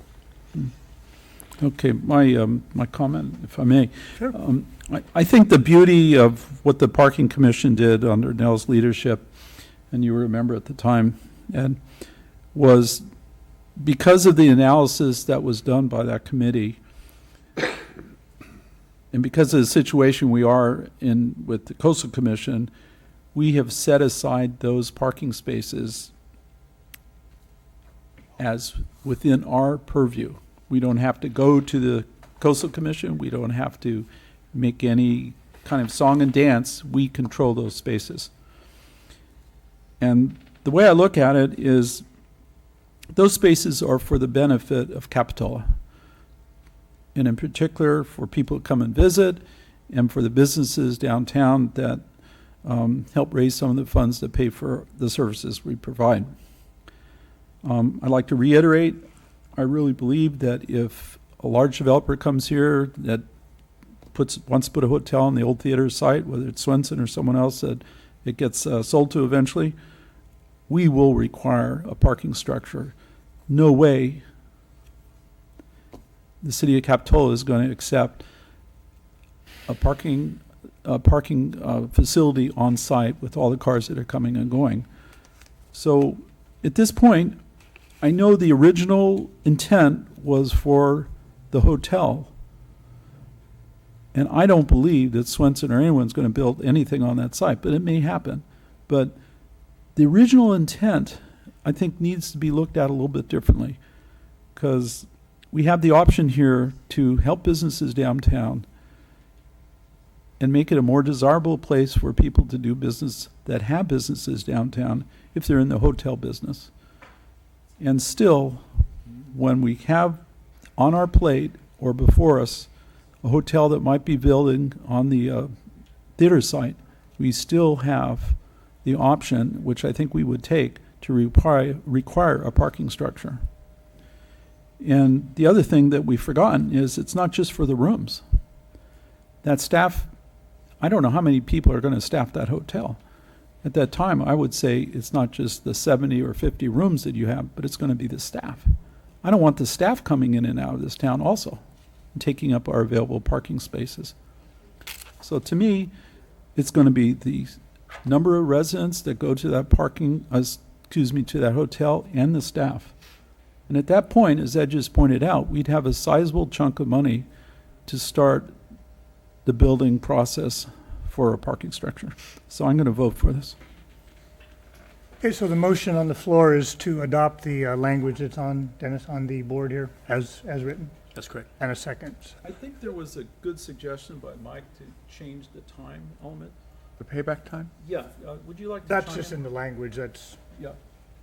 Well, is that part of this? Still 30 years. yeah, I think Mike had a great suggestion, and we should make it a So little bit to shorter. clarify, the policy does not distinguish a length or a term that somebody could set an assessment. That was left open for. Not set an assessment, but how about pay for the in lieu fee? The policy leaves that open. It That's right. states that the applicant may request to establish some sort of benefit assessment district or long-term. Really would come down to the, frankly, if it was to the city's advantage to do that or not. But I think it would, I It's think not- the way the language is written now, it leaves that door open. It's and it- vague. Okay. So with that, Sue, can we have a roll call vote? Councilmember Norton? Aye. Councilmember Harlan? No. Councilmember Tran? Aye. Councilmember Termini? No. Mayor Botorff? Aye. That motion carries 3-2 with Termini and Harlan dissenting. Takes us to A no-brainer. resolution, consider resolution for exception to the 180-day wait period for government code and the approved agreement with Rudolph Escalani for interim police chief services. Larry. Good evening, Mr. Mayor, council members. I'm not sure if you're aware, but Chief Escalani is retiring at the end of the month. I don't know if you've heard. But it is anticipated our current recruitment for new chief of police will extend into November. We don't have the exact day. So Chief Escalani has agreed to assist the city as a retired annuitant and serve as an interim police chief until the new police chief is hired. In order to do that, CalPERS, Public Agency Retirement System, generally requires a 180-day separation between employment and serving as a retired annuitant unless it is required to fill a critically needed position. City believes the chief of police is a critically needed position. CalPERS, in order to do this, requires a resolution from the council for the retired annuitant not meeting these 180 days. The retired annuitant can only enter into one of these agreements and remain retired. So that's why in the agreement we've extended it to the end of the fiscal year in case he's needed a little longer. We can't redo it once it's terminated. It has to have an end date.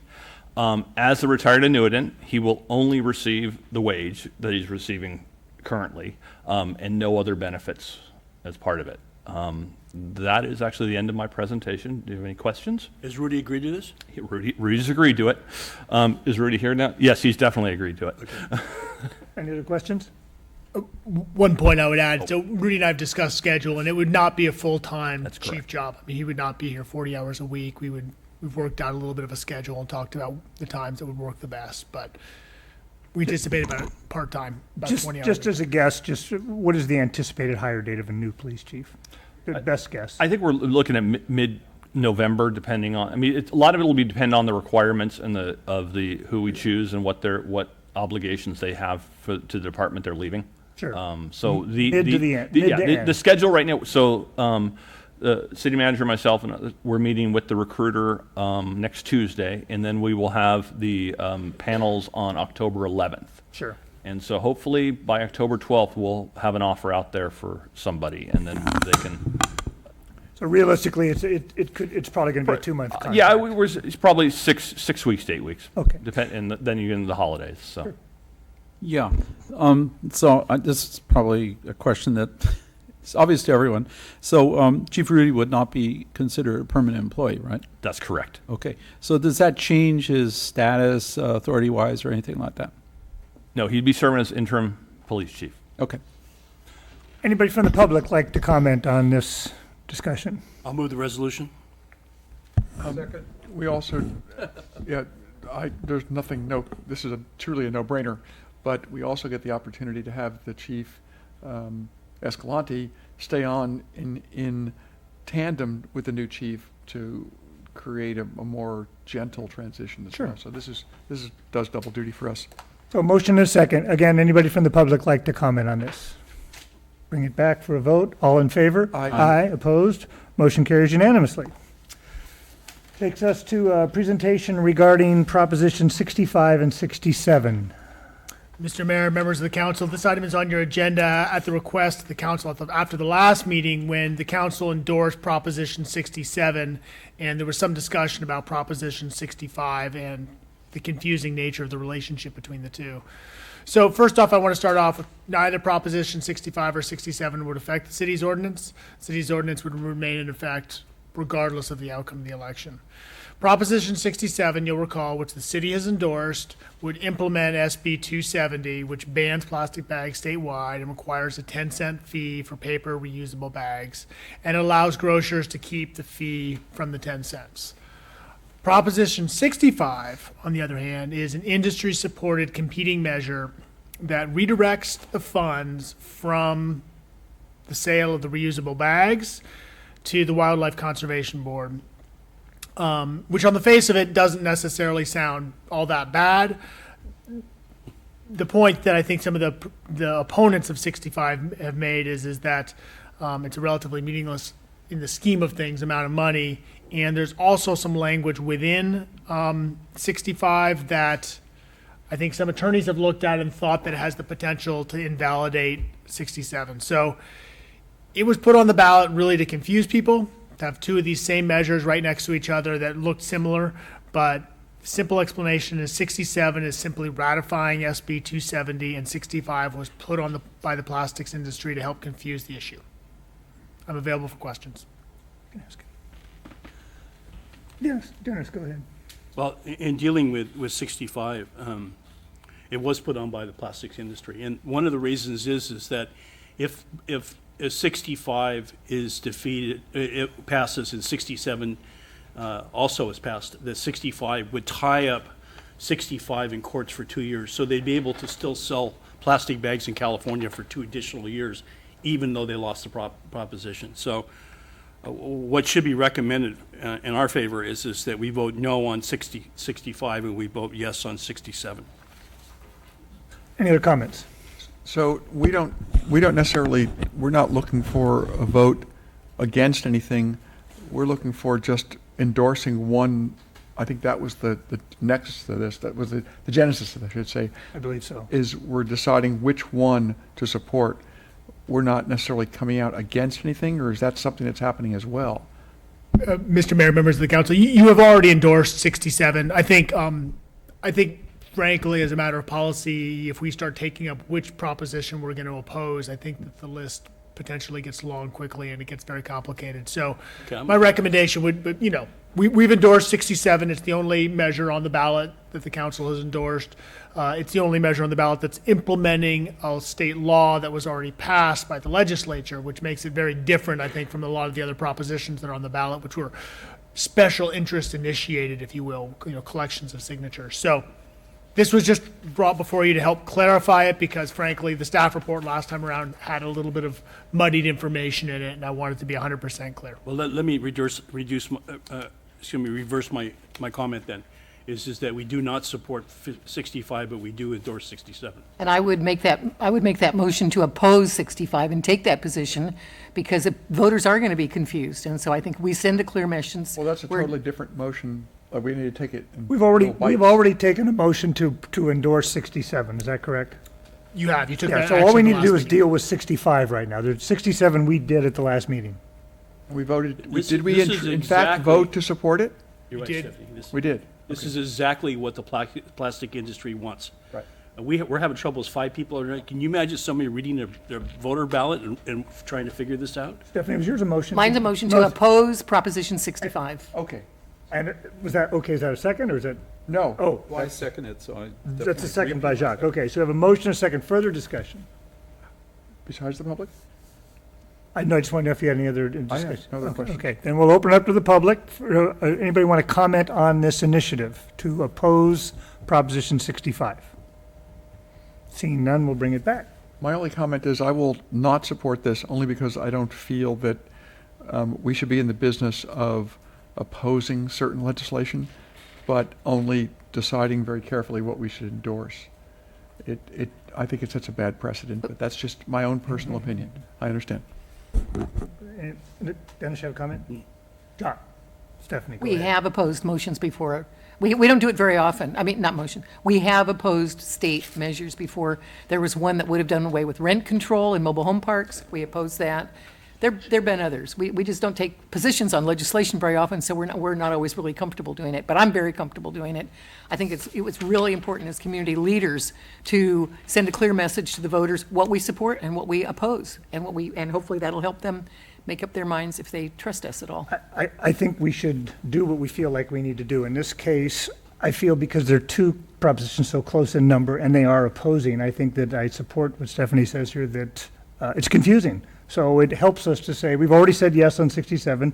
I don't think we go out of our way to say no on things. If we did, it just doesn't come to me right now like we do it as a habit, and I don't think we do. I think in this case, it's confusing, so for us to adopt a no on 65 and yes on 67, I see no problem in that, so I would support it. So, any other comments?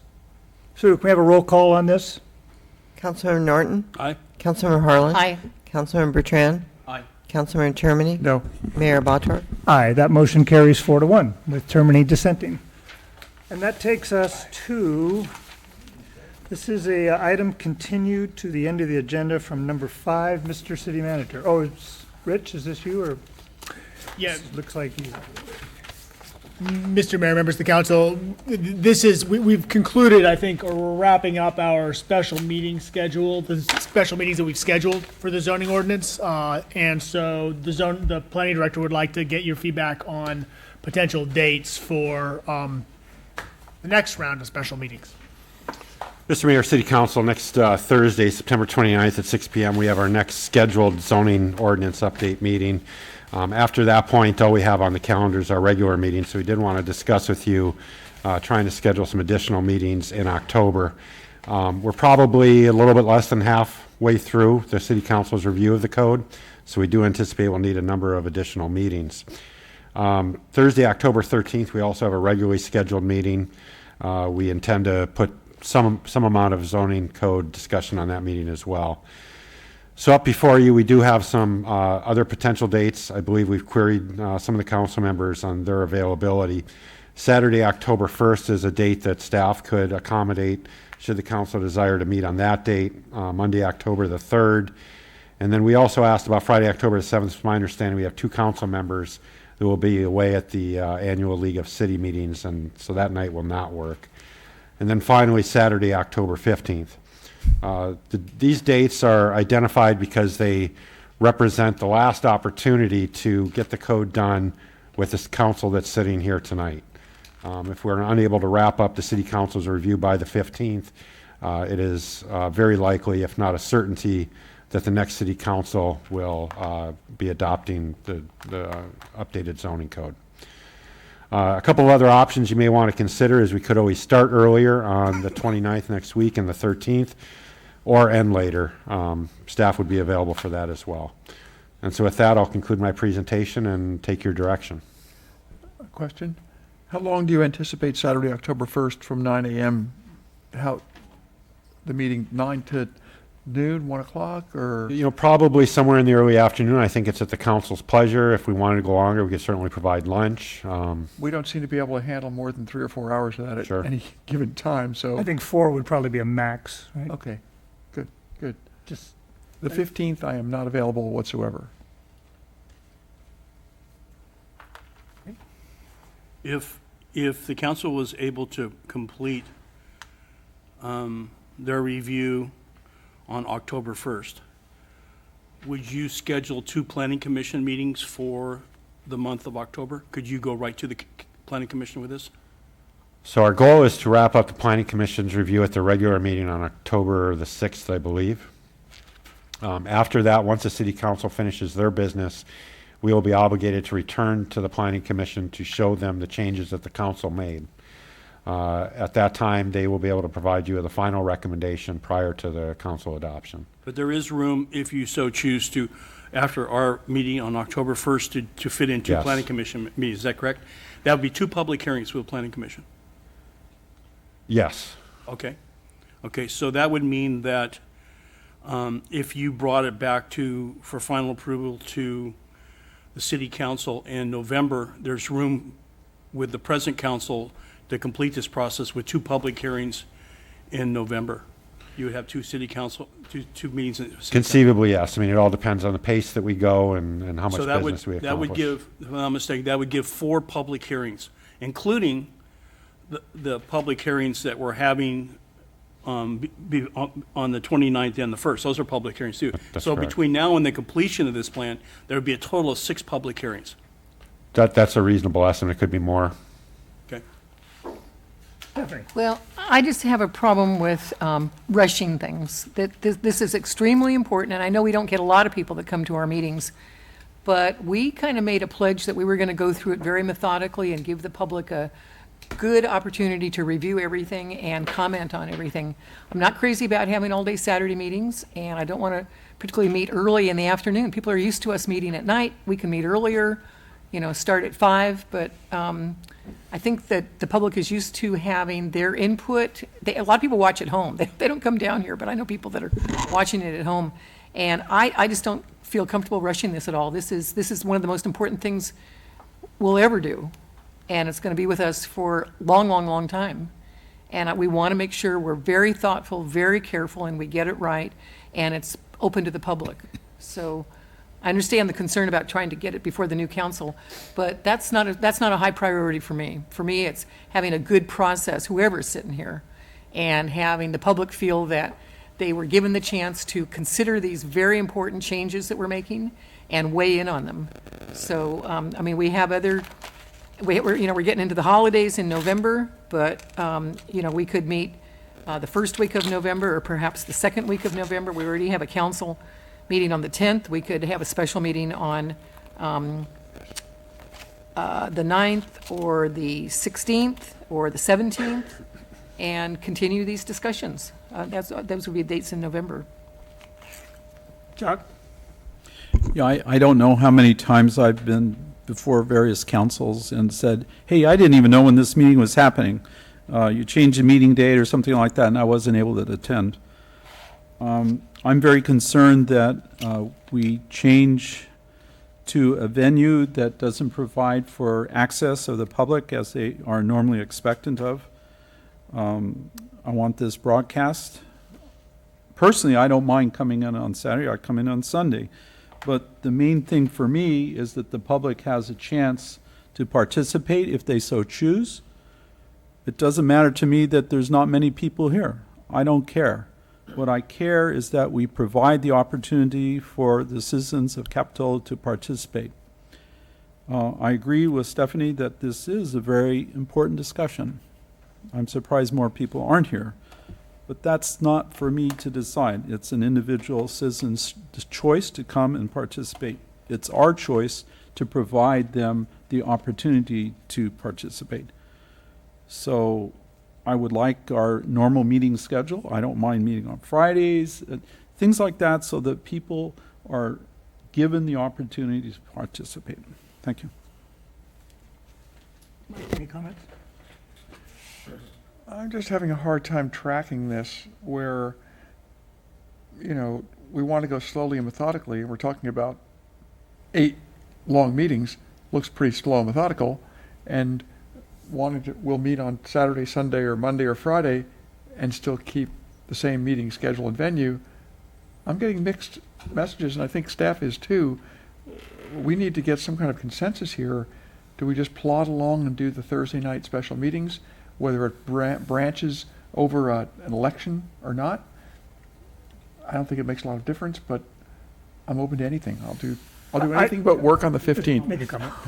I think, we've had meetings before, we had hotel meetings, and I think we had them on Saturdays. We were trying to get people out on a routine that people that work Monday through Friday, they weren't available to come, or by the time they got home, they didn't want to come to our council meetings. So, we haven't had people here for the meetings that we've had, so maybe throwing a Saturday into the mix would say, you know what, thank you for doing this because I don't work, and I could sleep in, I could come in here at 9 o'clock and maybe weigh in on something. So, I'm not opposed to trying something different, and what we're doing is not bringing people here to make comments, so maybe to throw in one Saturday meeting? I think it, right? What I was saying is, I don't mind personally coming here on Saturday. If this council decides to have a meeting on Saturday, I would support it under the conditions that we make adequate notice. If we want to have a Saturday meeting, I'll sit for the next 8 hours on Saturday. I have no problem doing that. That's what I signed up for. But I want the public to have the opportunity to participate. If we don't take the adequate notice requirements, they're going to say, hey, you changed the meeting. I didn't even know about it. So that's what I don't like. So that's why Thursdays, everyone, they know we're here, okay? If we're going to do Saturday, adequate announcement that we're changing it to Saturday. I have no problem with that. What's our noticing requirements, Mr. City Manager, for? So noticing requirements for these meetings would be 72 hours. In addition, we would use our social media presence, put it on the sooner we know about it, the sooner we can get it up on the city calendar. I don't know if you have an interested parties list email out to as well. I'm pretty sure my history tells me when we've had budget meetings, we've had them on days other than Thursdays. I think we've had Wednesdays. We've haven't limited that, and I think that probably we have never tried a Saturday. And when I think about the people that are in the audience for our Wednesday and Thursday and any other weekday meetings, it's slim and none. So I'm thinking it might be some new idea to give it a try on a Saturday. I'm open to what everybody wants. I'll go for that. Yeah.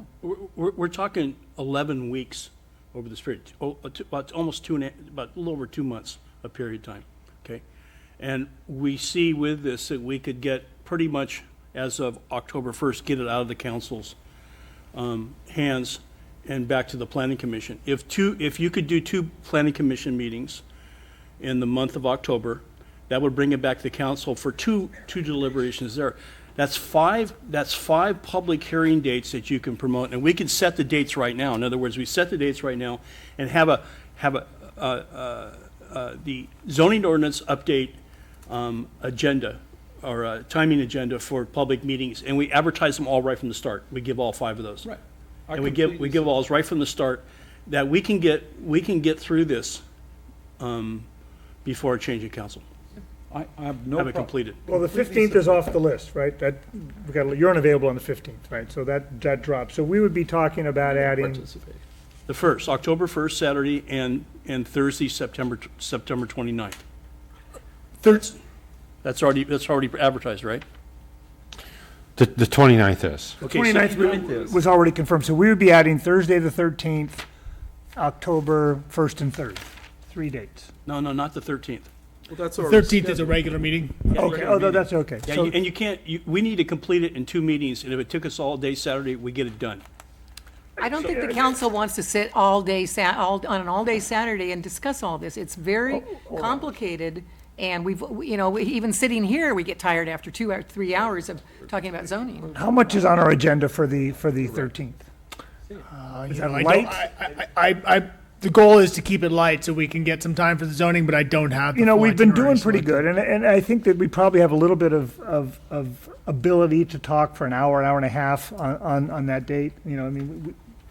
I would rather chip away at it than to try to say, okay, we're going to come in and do a marathon on one day. I don't know. The problem with the 13th is after the planning commission meeting. You need to get it to the planning commission by their next meeting. Just to clarify, the Planning Commission hasn't given a recommendation yet. We're going to ask them to do that on the 6th. On the 6th. Yeah, so they still have a little bit of work to do on the 6th. You know, if it gets close, we always have the ability for a special meeting. Is that right? I mean, if we're close. I would like to see us make progress. You know, we have been kind of struggling with it. We've been lagging.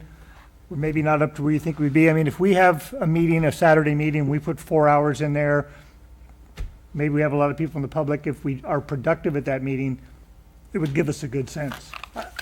I agree with Dennis, but it's like, you know, we need to make, if it looks like we're struggling and it's lagging and there's controversy and there's problems, then we're not going to make it, you know, but I mean, we can certainly put those dates there. But we know we have 2 dates by the 1st. We have September 29th and October 1st. If we don't make it through at that point, we would move to the October 13th, is what you're saying then. We have the potential of October 1st. Yeah. but we Right, potential haven't- 13th. Yeah, just the potential. If we get adequate notice, I have no problem doing that. No, we can do that. If we set those dates now, we Were you have adequate Were you notice. including the 3rd also? No.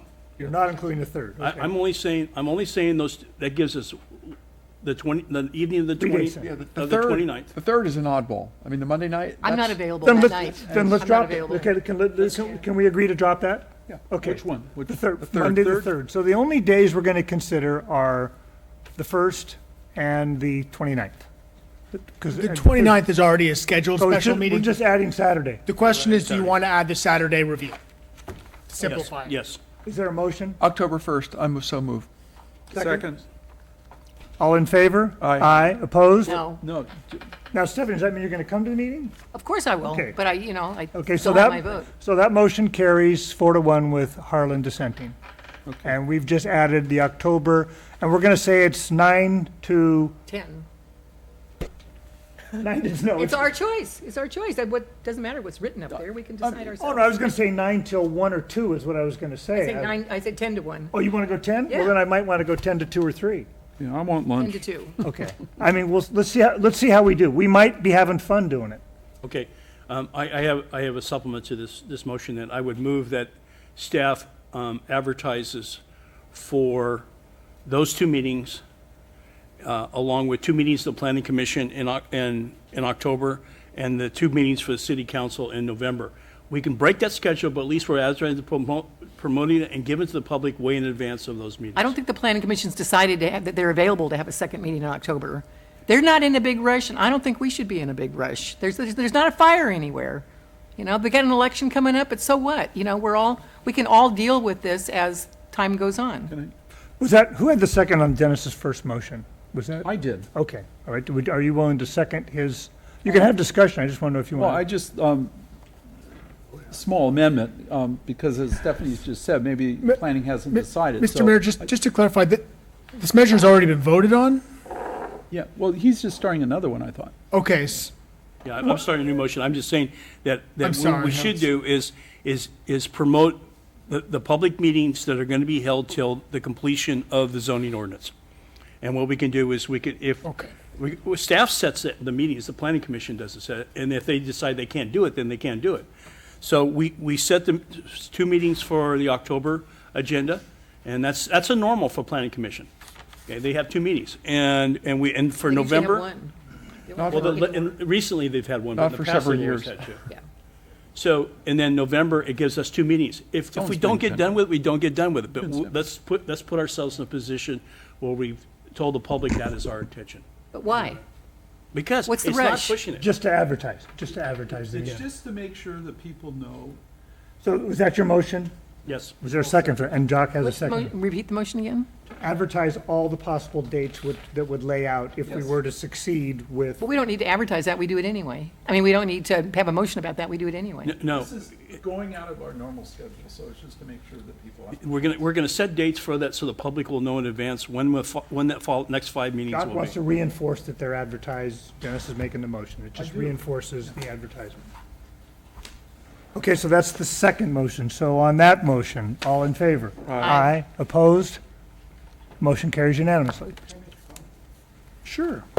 Make a comment. I think Rich's staff has greatly aided in our progress because, we've had review, we've had the chance to talk with you and Katie, so that's actually helped a lot. So on our part, we could take that time and work out a few things ahead of time on our own schedule, and the process should proceed better. So thank you, Rich, for providing that.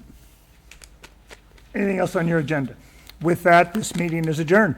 Good night, Capitola. We're going to talk about